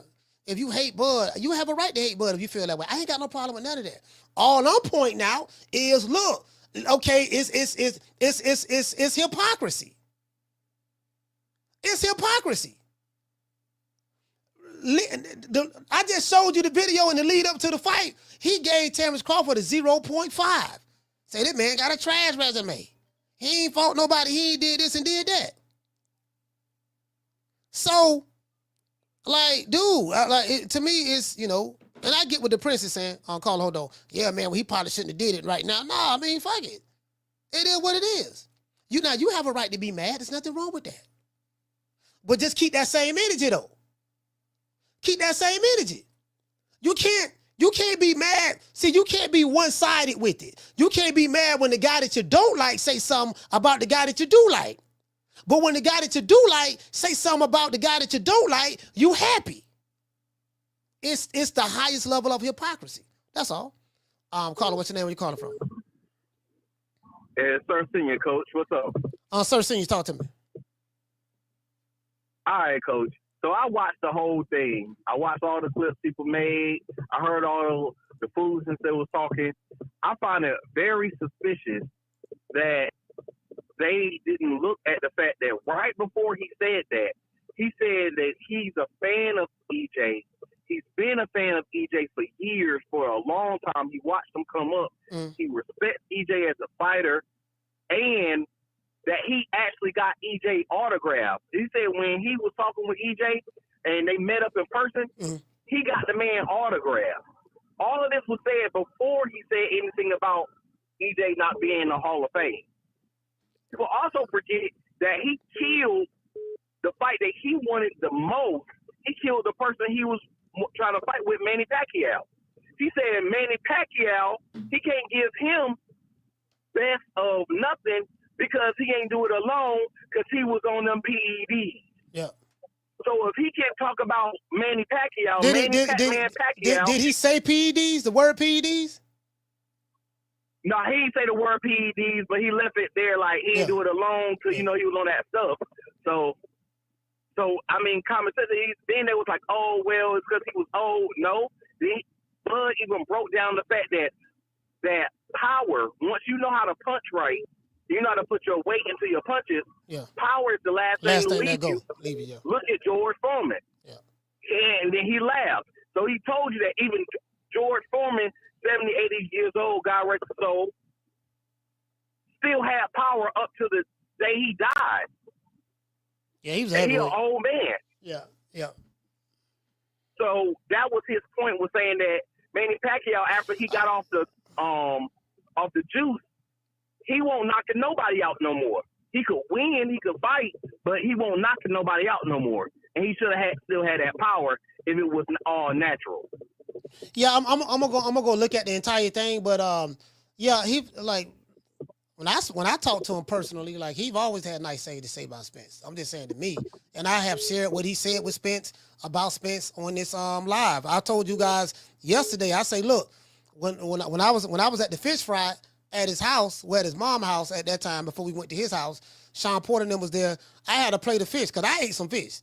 As a matter of fact, they even gave me some Spence packs. I still have the Spence packs right now. They already had the Spence packs printed up already, right? So I say, look, bud, won't you take a picture with the plate of fish? You know what I mean? Saying we having a fish fry. Because Errol Spence said that we smoking on Bud. Y'all remember that? The week of the fight? Man, we smoking on Bud. I'm Jamaican, man. We smoking on Bud. He said we gonna have a crawfish boil. He was selling t-shirts. They were selling man down t-shirts with the shark and how you gonna beat Moby Dick, man? Man, you ain't catching me with no fishing pole, man. Man, how you gonna catch Moby Dick? How you gonna catch Moby Dick with a fishing pole, man? Man, come on, man. That's cap. Like all of that. And then after the fight, the man had Cadillac surgery. The man had a car accident, dog. That don't even count. Like, you wasn't saying that before the fight. If you knew he had Cadillac surgery before the fight, if you knew he had a car accident, why you wasn't saying all that prior? You were saying he had Cadillac surgery, he had car accident. Y'all were saying he was back. You know, look what he did to Danny Garcia. Look what he did to Ugas. He the eye collector. And I'm like, bro, like these, it's like somebody got to remind these dudes. I am the reminder. Again, I'm the one labeled. Don't wait, coach. Go ahead. Tonight, I got stuff I gotta do. All right, so I'm gonna be on every channel the rest of the night reminding them. All right, salute to you, coach. Yeah. Listen, I'm the one gave you the name Aerosexuals. Aerosexuals came from me. I'm the one gave the name Aerosexuals. I am the most hated YouTube channel from by the Wakandas.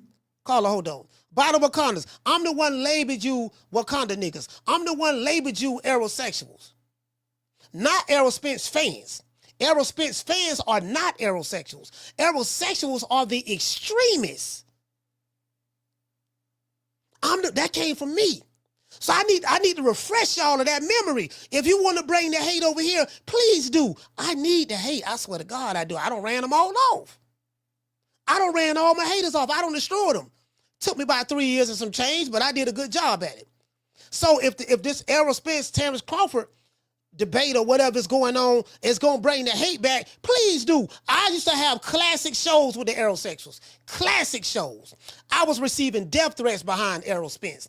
I had niggas telling me, if I see you over here, I'm going to do A, B, C, and D. Please bring that shit back over here. Coach Malachi want all the smoke. True. Please bring it over here, please. Man, I had some of my best shows. I had some of my best shows during that time. Please do. I'm begging you. Please do. Carter, you the last call. What's the name? Where you calling from? What's going on? It's Smitty from Ohio. How you doing, Coach? Smitty from Ohio. Talk to me. Yeah. What's going on, man? I just wanted to kind of get my perspective, man. I'm from the school of, like, if you get in the ring or if you get on the court, whether you hurt or not, man, like, you got in there. So I think Crawford do deserve all the credit for being Spence. I just wanted to kind of answer the question just from, like, my perspective and what people around me, like with Spence. Mm-hmm. I think Crawford deserves all the credit in the world. I think, and Crawford does deserve to say whatever he wants. So you can't get mad at Crawford for saying his opinion. But I think like with Spence, man, like I mean, really, man, Spence was the type of fighter we all said we wanted. Like a guy that said he wants to fight everybody. I mean, he made a lot of concessions to fight Crawford. So I mean, I don't know. I think that kind of just rubbed people the wrong way because now Crawford won and he deserves all the credit in the world. But like, you know, Spence, I mean, he carried, you know, boxing for a little bit as far as like he was one of the guys. I'm not saying he's the main guy, but he fought big fights. He took belts from champions and like, you know, a lot of people feel like he's a Hall of Famer. I don't feel like he should be discredited. You know what I mean? So I think that was just what it was. But my point is this here. You can't have it both ways. See, I get it. You love Spence. He's a sympathetic favorite. But this ain't based on your feelings and emotions. You can't have it both ways. You can't love Spence, shit on Crawford, and then when Crawford turn around and shit on Spence, now you get offended. You niggas wouldn't, when I say you niggas, I ain't talking about you. I'm saying, but these niggas wouldn't offended when Spence was shitting on doggone Crawford. You can't have it both ways. If you dish it, you got to know how to take it. That's all I'm saying. Oh yeah, I think Crawford can say whatever he wants. You don't have to agree with Crawford. Again, you can still hate Crawford. You can say I don't like the nigga because he black. I don't like his woman. I don't like his kids. I don't like that. Whatever they've been saying, you can continue to say that if that's what you want to. All I'm saying is, if you dish it, you got to take it. I have all the receipts. I have all the receipts. I'm telling you, dude. Listen, shout out to Smitty from Ohio. They don't want to go down this rabbit hole with me. Please do. Send them all over here. I'm telling you, it's going to be a massacre.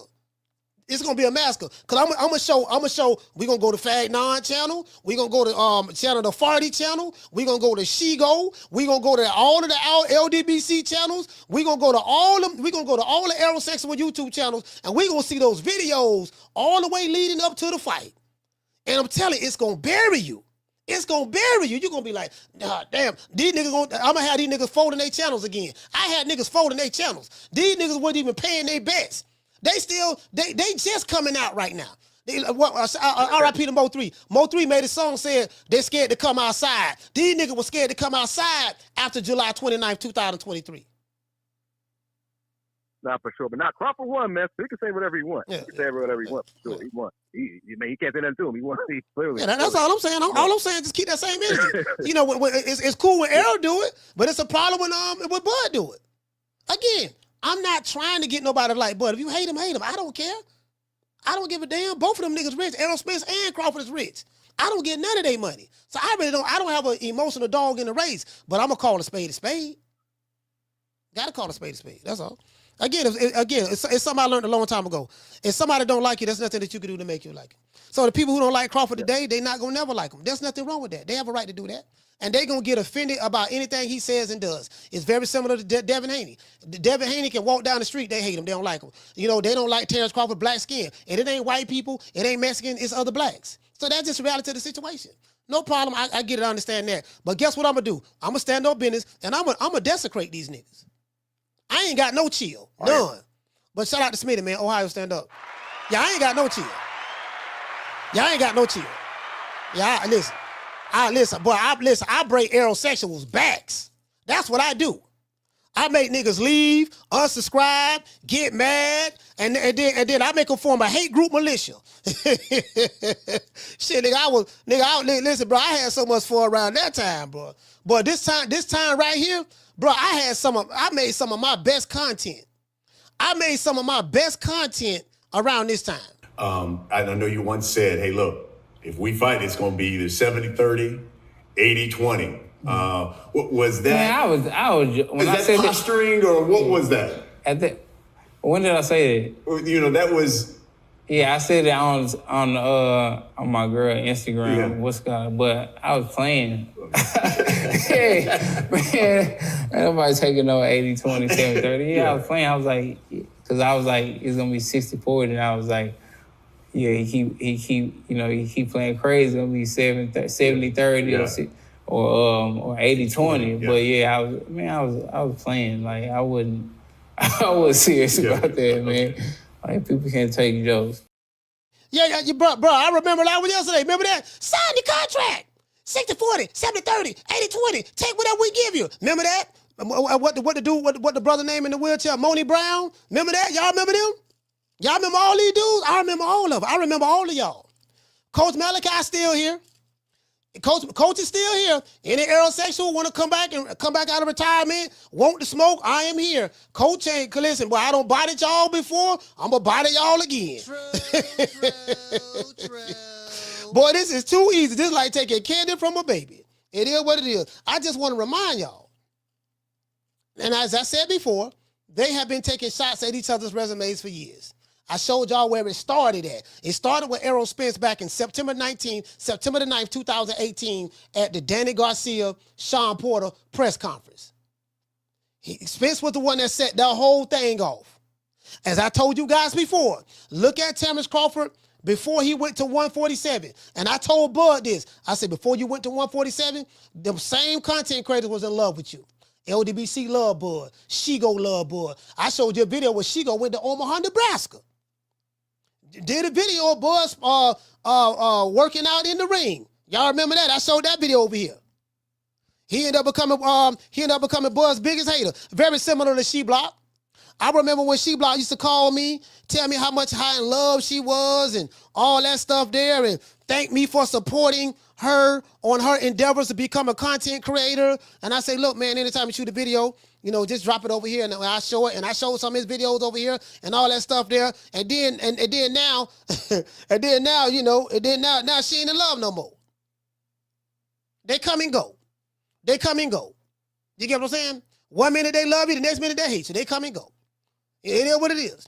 As I said before, if y'all want to do this shit again, we can do it again now. I'm telling you. You gonna lose. You ain't gonna win now. I promise you ain't gonna win. I have all the receipts. I have everything these niggas said in my folder. Yeah, no, I ain't taking no more calls. I have everything what was said. This shit too easy. Again, if you don't like what Terrence Crawford said, you have a right not to like what Terrence Crawford said. I'm not trying to change your opinion. I don't give a fuck about your opinion, to be honest with you. What I look like arguing with a grown man about how he feel about another grown man. It's a matter of opinion. That's your opinion. It's your God-given right to feel the way you want to feel. But guess what? You don't want to go down this rabbit hole with me. I'm going to bury you. True. I'm going to bury you. I've done it before, and I'll do it again. Shout out to Allen Maddox. Hey, okay. Dropping that half a dub. He said Ross said he been serving all his life till the feds got him. So he a certified nigga, N-word, and he can just look at a crackhead and know that's a crackhead. So the doctors say EJ got nerve damage. He got nerve damage. Yeah, man, I ain't worried about none of them. I ain't gonna lie. I don't even know who that dude is. I think I kind of vaguely remember him, but yeah, it was so many aerosexual YouTube channels. It was like, man, I had to, you get what I'm saying? I don't bear all them niggas. It's over. Down from the bar, there's a platform stage. People pimping, sharp as razor blades. It is what it is. It is what it is. I mean, that just relative to the situation. Continue to get mad. There ain't nothing they can do about it. Just get mad, have your mouth poked out, and then now Crawford is fighting doggone Canelo. He's fighting Canelo now. The same guy who Al Heyman was trying to set up. So I get what my brother from Orlando was saying, Jahad. Jahad say that, he feel like Crawford is a vulture. He don't came through and snatched up, beat Spence, snatched that fight up. You get what I'm saying? Now, I'm going to tell you something and I told you guys that over here first. And then Bud confirmed it. I say, man, because I told Bud, I said, man, you ain't finna get that fight. Told him in his face. I said, you ain't finna get that fight. I said, that man told you back then when you was at the Mighty Mo Hooker fight. And you, Bob Arum, y'all was in the back. And I think Spence had on a red hoodie or something. And he told you, he say Al Heyman had his fights planned out already. He say Sean Porter, Danny Garcia, Ugas or something of that sort, or Manny Pacquiao or Keith Thurman or whatever. And Crawford say, look, so he didn't say Crawford. He say, nah. He say, nah, he ain't say you. I said, man, the man was telling you back then that you wasn't gonna fight him. I was wrong. But I came back and I told y'all, I say, man, the man showed me. He showed me the text messages where he's dealing directly with Errol Spence. He tried to go through Al. Al was baller blocking. But I do understand Al Heyman's position. Because Al Heyman knew, nah, I can't make that fight, boy. I got something for you over here. This was before he had the car accident. This before car accident, he already had his stuff planned out. Errol Spence deviated and went away from the plan by fighting Crawford. Errol Spence never should have fought Terrence Crawford. He should have ducked him. He should have ducked him and just went ahead and did what Al told him to do. But like Spence said, everywhere I went, he couldn't walk through Dallas without everybody from Dallas saying, when you gonna whoop that, when you gonna fight Terrence Crawford? Man, when you gonna fight him? So he was kind of pressured to fight that guy. Because he said what he was gonna do at that fight. I'm gonna collect the belts. And then what he said in the ring after he beat Ugas. He said, yeah, man. He said, what you want to do next? He said, man, I'm coming out to Terrence Crawford. Man, I'm finna come and get that motherfucking strap. Y'all remember he said that? After he beat up Ugas? After he broke Ugas' ribs and broke his eye? Y'all remember that? He broke his ribs and his eye. At that point, he ain't had no choice. Because if he don't fight Crawford, what is going to be looked upon as? Now, the smartest thing Crawford did, Crawford went around Al and went directly to Spence. And he got Spence to feel his pain. And Spence went on ahead and made that fight happen. And what happened? When they shook hands on stage, what Spence said? He said, you need to be thanking me for making this fight. And Crawford bowed his head, shook his hand. That's why Crawford didn't dog him out when he beat him. Crawford could have dogged him out when he beat him. When he was in the ring, he was very humble. Thanked Errol Spence, gave him a hug, gave him some sugar. Crawford looked like he was about to cry, man. Crawford looked like he was about to cry because he genuinely liked Spence. I'm laughing, kikiing. Crawford like, nah, man, don't do that. This is what he told me. Nah, man, don't do that, man. Spence a good dude. Bomac told me, Spence a good dude. Coach Red told me, Spence a good dude. Saul told me, Spence a good dude.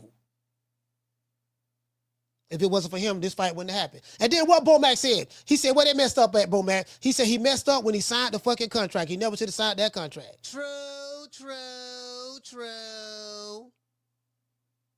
I just got to remind y'all of that. Again, this ain't no knock on Spence. Spence is a good guy. I ain't got nothing bad to say about Spence. The issue that I've always had was you Errol-sexuals. When I say Errol-sexuals, I am not talking about Errol Spence fans. I don't have any issues with Errol Spence fans. There's a difference between an Errol Spence fan and an Errol-sexual. Just like there's a difference between a Tank fan and a Tankomaniac. There's a difference. Just like there's a difference between a Deontay Wilder fan and a Wildette. Or maybe a Bud fan and a Bud buddy. There's a difference. Like the extreme fans or a Canelo fan or there's a difference between a Canelo fan and a Cinnabon. All of these fighters have they have real fans, then they have radical male groupies. I destroy male groupies. That's what I do. I don't want your friendship. I don't want your subscribership. You hoe ass niggas don't call the show anyways to defend yourself. You can't because you ain't got a leg to stand on. And I don't go back and forth in chats. I don't do that. Man, the phone line down there, man, just call the show and get it off your chest. I don't do the chat shit. I ain't finna be typing and going back and forth with you no goddamn chat. That's a waste of my goddamn time. But I gotta remind you because y'all must have forgot. I'm the one that called you Errol-sexuals. I'm the one that destroyed you niggas. Remember that. Okay? True. And guess what? I show up every day. I don't hide my face and I drop that phone. I don't give a damn. I don't care nothing about none of these niggas. I don't. I swear to God, I don't. I don't care nothing about none of these niggas. None of them. I ain't none of these niggas friends. I ain't their partners. I ain't their homies. I call a spade a spade. If they want to do it all over again, let's do it all over again.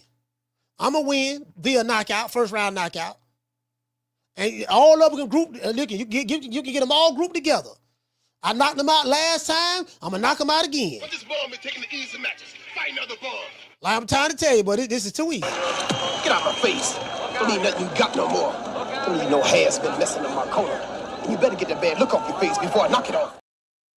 Y'all, listen. The only thing I can tell you, Aaron Suckers, y'all just better become Canelo fans at this point. Just go become Canelo fans and root for Canelo to beat Crawford. That's a good chance that may happen.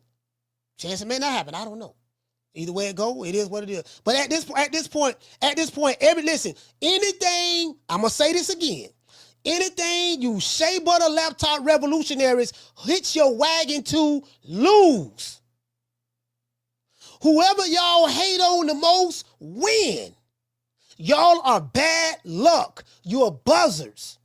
This why Tank Davis don't come talk to you niggas. This why Errol Spence don't come talk to you niggas. That's why Deontay Wilder do go talk to the go talk to the Butter Biscuits. He talked to the Butter Biscuits, and you see how that worked out for him.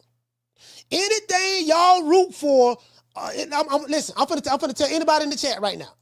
I'm finna tell y'all how to win money on YouTube. This how you win money on YouTube on a fight. Find out who the shea butter laptop revolutionaries like and pick the opposite. Whoever the shea butters like the most, whoever they riding for, whoever they yelling for, whoever they staying up 10, 11, doing 10, 11, 12-hour live shows for, whoever they threatening to go out for, whoever they like, just pick the opposite. You are going to win every time. True. I win every time. I'm 4-0 in bets on social media. I collect the money first. I make sure they send that money. Cash App. On Cash App. Gotta send that money Cash App. I don't bet on air. I send that money Cash App. And on the street as well. We got a barbershop where Cleve keep all the money.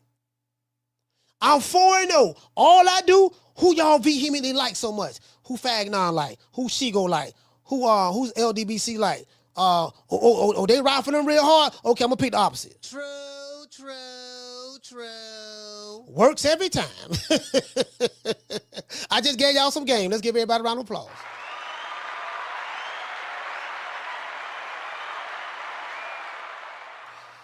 Because they make boxing decisions based on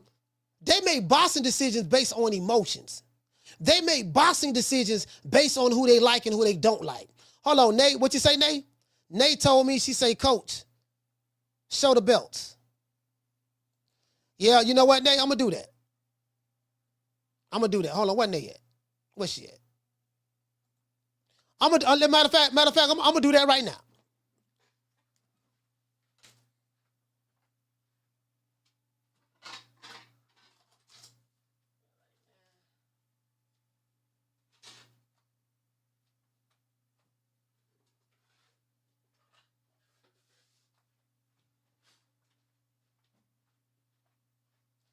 Yeah, I'm gonna do that. I'm gonna do that right now. Nay, you right. Nay, right. Matter of fact, like this shit. You get what I'm saying? Hold on. Let me get it right. What's that? The WBO? That's the IBO. See, I got the IBF. This the IBF right here.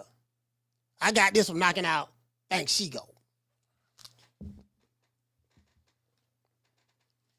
WBO, I destroyed Fagnon with this one.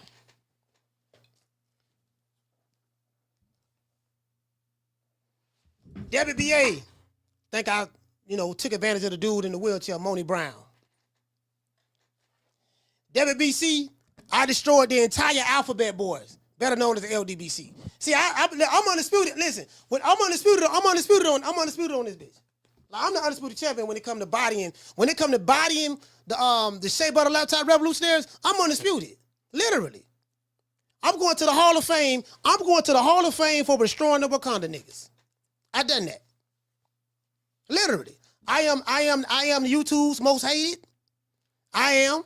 I don't care. I embrace the villain role very well. I love being the villain, love being the bad guy. They can't out-talk me. They're not smarter than me. They can't outthink me. None of that. These niggas is dumb, slow, and stupid. It's very easy for me to destroy them. Very easy. The more I disrespected them, the more they come watch the show. It is what it is. Undisputed, baby. Yeah.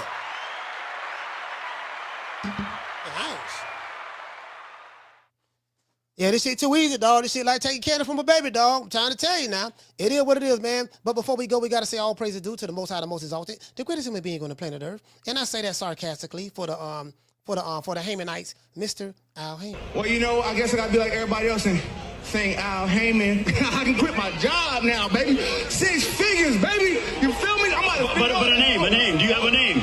Oh, nah, I ain't got no name, you know. Name them names, man. They know who they is. Name them names, please. The names need to be named. They know who they is. The Mexican monster. Yeah, man, like this shit too easy, dog. This shit is just too easy. Because these dudes make decisions based on emotions. They don't use logic, and they lack critical thinking skills. If you don't have critical thinking skills, you're not going to win.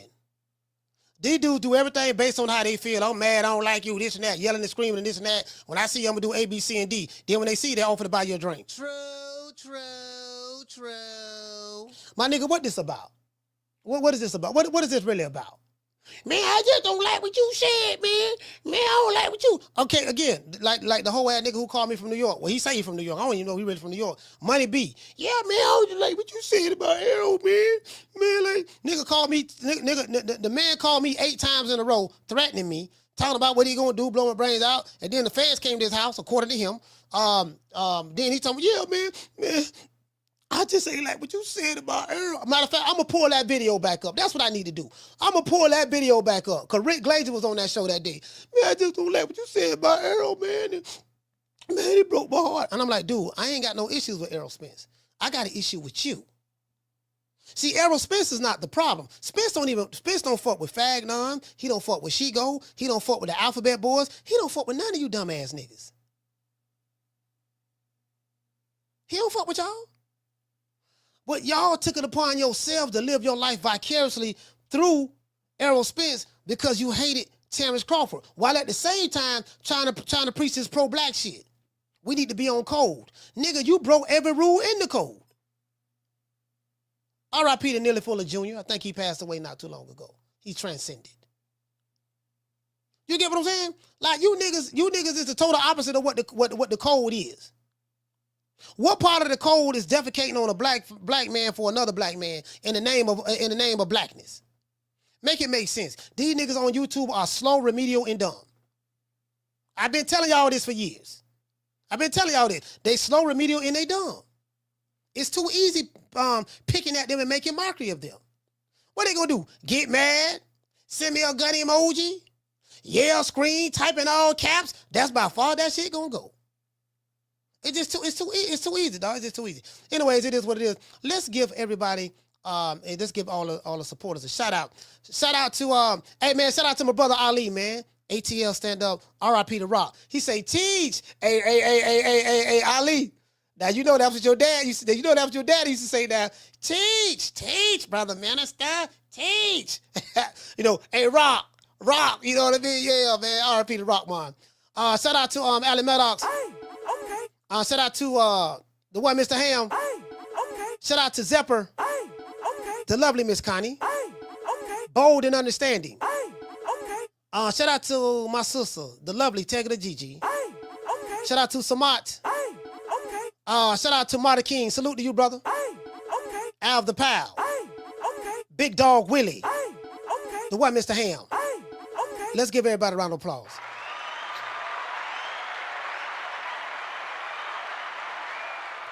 I'm like, dude, it's over with. It's like it's over. You get what I'm saying? Crawford said what he said. If you don't like it, there's nothing wrong with that. I'm not here to defend Terrence Crawford. He's a grown ass man. He can defend his goddamn self. I don't feel compelled to defend him. He said what he said. Whether you agree with it or whether I agree with it or not is irrelevant. I just showed y'all a chronological order. Look, Errol Spence started dissing the man's resume first. 2018, when he moved up to welterweight. And they've been going back and forth between 2018 till now. So this ain't nothing new. People getting mad and upset like this something new. So basically what you're saying is Crawford ain't got no business saying nothing about Errol Spence. Now, Errol Spence and his supporters can say whatever they want about Crawford. He supposed to lay down and take it. No, he can say what the fuck he want to say. Same niggas who was mad yesterday, they're going to be mad today.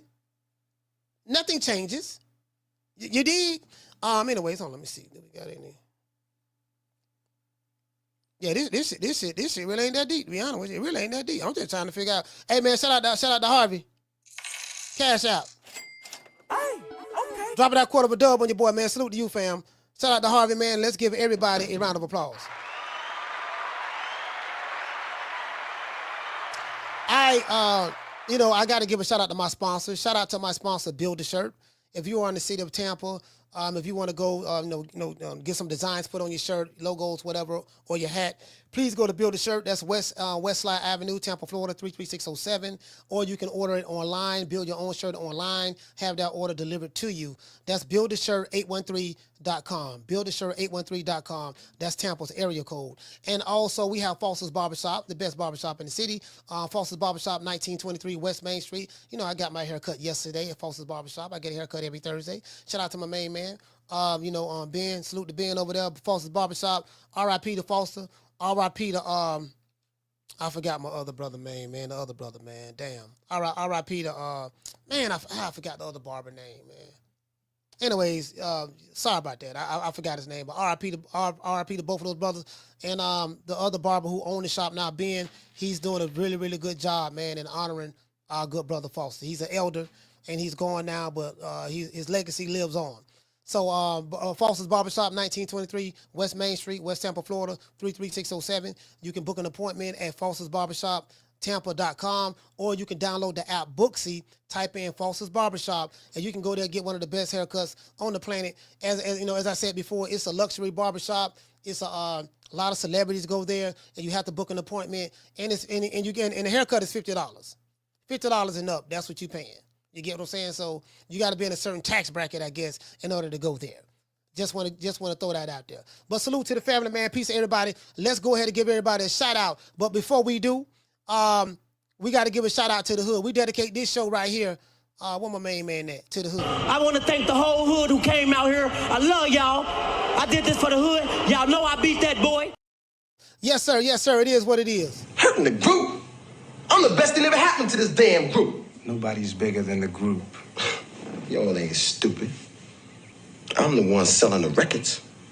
They coming to see me. They coming to see the Temptations. Ain't nobody coming to see you, Otis. It's a whole lot of Otises out there. A whole lot of Otises out there. The old Otis ass niggas. Ain't nobody coming to see you niggas. Literally. I don't even play, nigga. What kind of bring your ass over here, nigga? This what I'm gonna do to you. Oh, Lord, him. Oh, I just kicked Wakanda in the face. Oh, hit him in the stomach. Oh, Lord. Kick him, slap him. Kick him. Kick him. Kick him. Kick him again. Oh, Lord, I'm being Wakanda ass. What you gonna do, Wakanda? You want some more? Oh, Lord, hammers. Go up on him. Bam. Catch him in the neck. Ah, Lord, Wakanda is dead. Y'all remember that? Y'all remember when I made that? You get what? The people who've been over here for a while. Y'all remember when I made that? Yeah, I destroyed them. I destroyed them. I literally did. Literally, I destroyed them. You get what I'm saying? And then listen, all barking, no bite.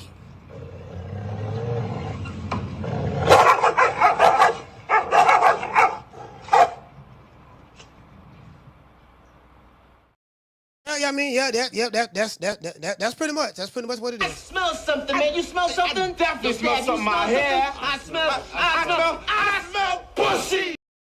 Yeah, boy, that's back in my toe tagging. That's back in my body bagging, toe tagging days. We were toe tagging and body bagging. I remember that like it was yesterday. Cause I'm a karate man, all right? Karate man bruise on the inside. They don't show their weaknesses. You know what I mean? You got to be a karate man. We the Charlo twins. We known for calling everybody out. Please call these people out. Listen, the whole world's looking at you. Call these people out. What's up? It's the Jamal the Hitman Charlo. Let's get it. Who want it?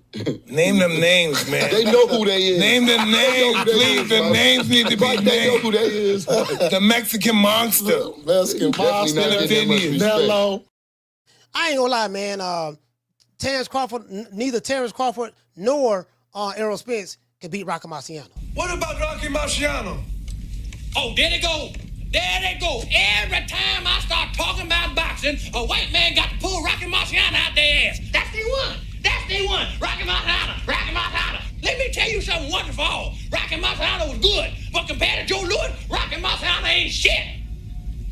Bitch, your Lord's his ass.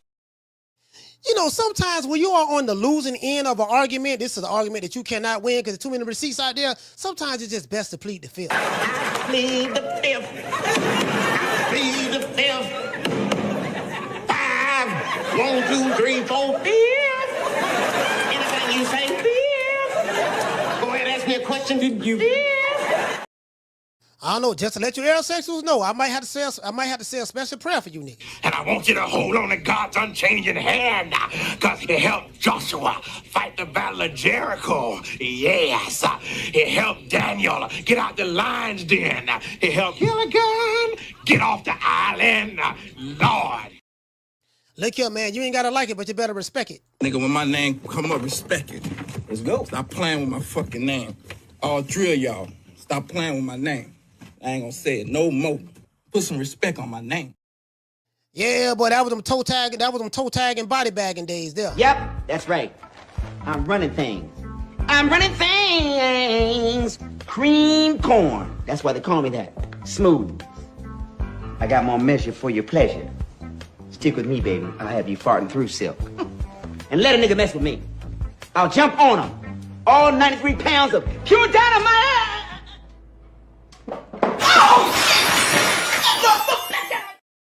Shout out to the tenderonis and PYTs and the honey dips. Y'all already know what time it TI is. The Snow Bunnies. See your eyes shining, she's my snow bunny, please. In the winter lights, too, she's my sweet dust of cream. Talk to my nose, this love has got it so raw. Make you move, stepping out of control. It's me against the light, snow bunny. Moving on the bar. Everything's alright. Got that smooth, so feel. No, that's next to the law. With my snow bunny love. Been party by the night. See your eyes shining, she's my snow bunny, please. In the winter lights, too, she's my sweet dust of cream. Talk to my nose, this love has got it so raw. Make you move, stepping out of control. It's me against the light, snow bunny. Moving on the bar. Everything's alright. Got that smooth, so feel. No, that's next to the law. With my snow bunny love. Been party by the night. See your eyes shining, she's my snow bunny, please. In the winter lights, too, she's my sweet dust of cream. Talk to my nose, this love has got it so raw. Make you move, stepping out of control. It's me against the light, snow bunny. Moving on the bar.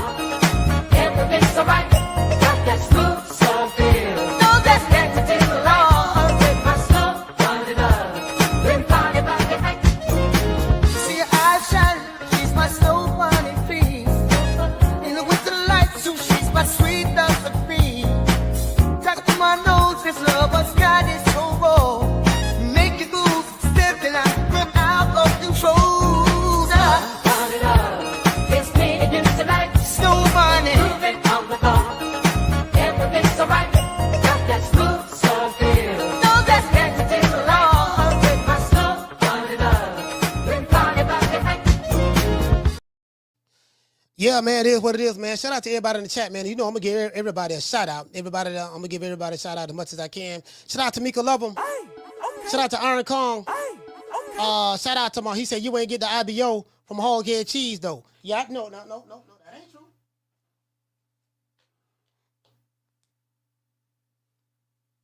I got the IBO right here. Here go the IBO right here, fam. That ain't true. Y'all say I even got the IBO. Listen, I'm undisputed. I got the WBC, the WBA, the IBF, and the WBC, WBC, WBA, IBF, and WBO, and I got the IBO. I got that too. True.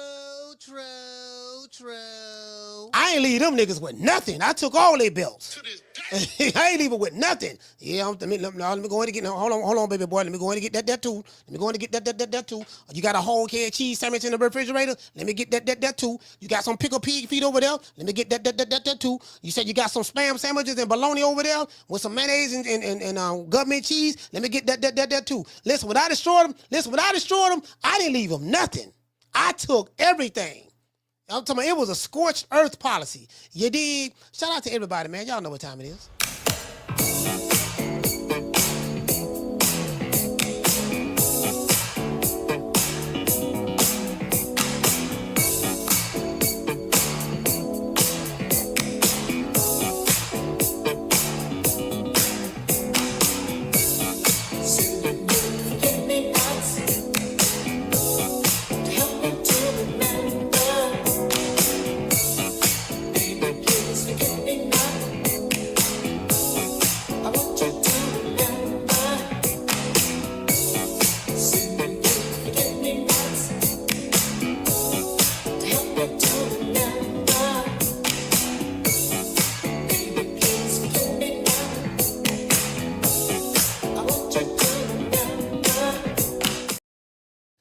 Let's see who we got. Shout out to Highlight Space. The lovely Miss Connie. Mr. Corey Bradley. Who else we have here? Mo Easy. The Undisputed Talk. Salute, brother. The one, Mr. Ham. Shout out to EMS. Jermaine, salute, fam. Nay the Great. I like that name, Nay the Great. That's a good name. Nay the Great. I like that name. You know what I mean? So just got to find something to do with it.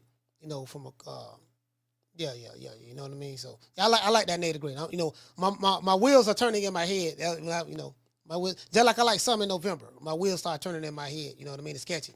Shout out to Tegger the GG. Shout out to Yo Daddy. Trey, listen, Trey son, salute to you, fam. G5 from the Bronx. Jamie from New York, salute. Brooklyn to be exact. Jamie from Brooklyn. Shout out to the lovely Miss Connie. LJ Wright. Mr. G4L. My brother Rick Tim, salute. Hey man, shout out to Rick. Rick, what's going on, fam? H-Town down. H-Town down. Man, I had to call Rick and beg him to leave the sheep block alone. Rick the one gave him that sheep block. That shit was funny. I ain't gonna lie, that shit was funny. Hey, you know what? Hey, them Houston, them dudes from Houston, they always have some slick shit to say. Hey, shout out to Corey. LJ Wright. 12 threes. My brother Ali, man, ATL, stand up. No Cap Entertainment. Shout out to John. Ready to Rumble, a.k.a. Alan Maddox. Alan, what's going on, fam? Who else we have? Shout out to, hey, he said the only undisputed champ in the YTBC era. Hey, guess what? The boy hate me. Shout out to the natural. Boy, them niggas hate me. Boy, they be like, damn, we hate that nigga, dog. I swear to God, we hate that nigga, dog. Damn. Hey, shout out to Bill Haney. You know, again, me and Bill, you know, we talk. You know what I mean? We had our issues, but that's over with. But Bill tried to recruit me. He tried to recruit me to the Alphabet Boys. I said, sir, that would never happen. Shout out to Rich Porter. 12 threes. It's hard for me to join a group of niggas that I have no respect for. I don't respect them. I mean, it ain't no beef with me, you know what I mean? But it just, I don't have no respect for them fools. Shout out to the Prince. Nando Ramos. Who else we got? Schoolo X-Man, salute. Mr. Kenneth Johnson. Al the Pal. Who else we have? Shout out to Fresh. What's going on, fam? Man, I ain't see Fresh in here. Man, shout out to Fresh.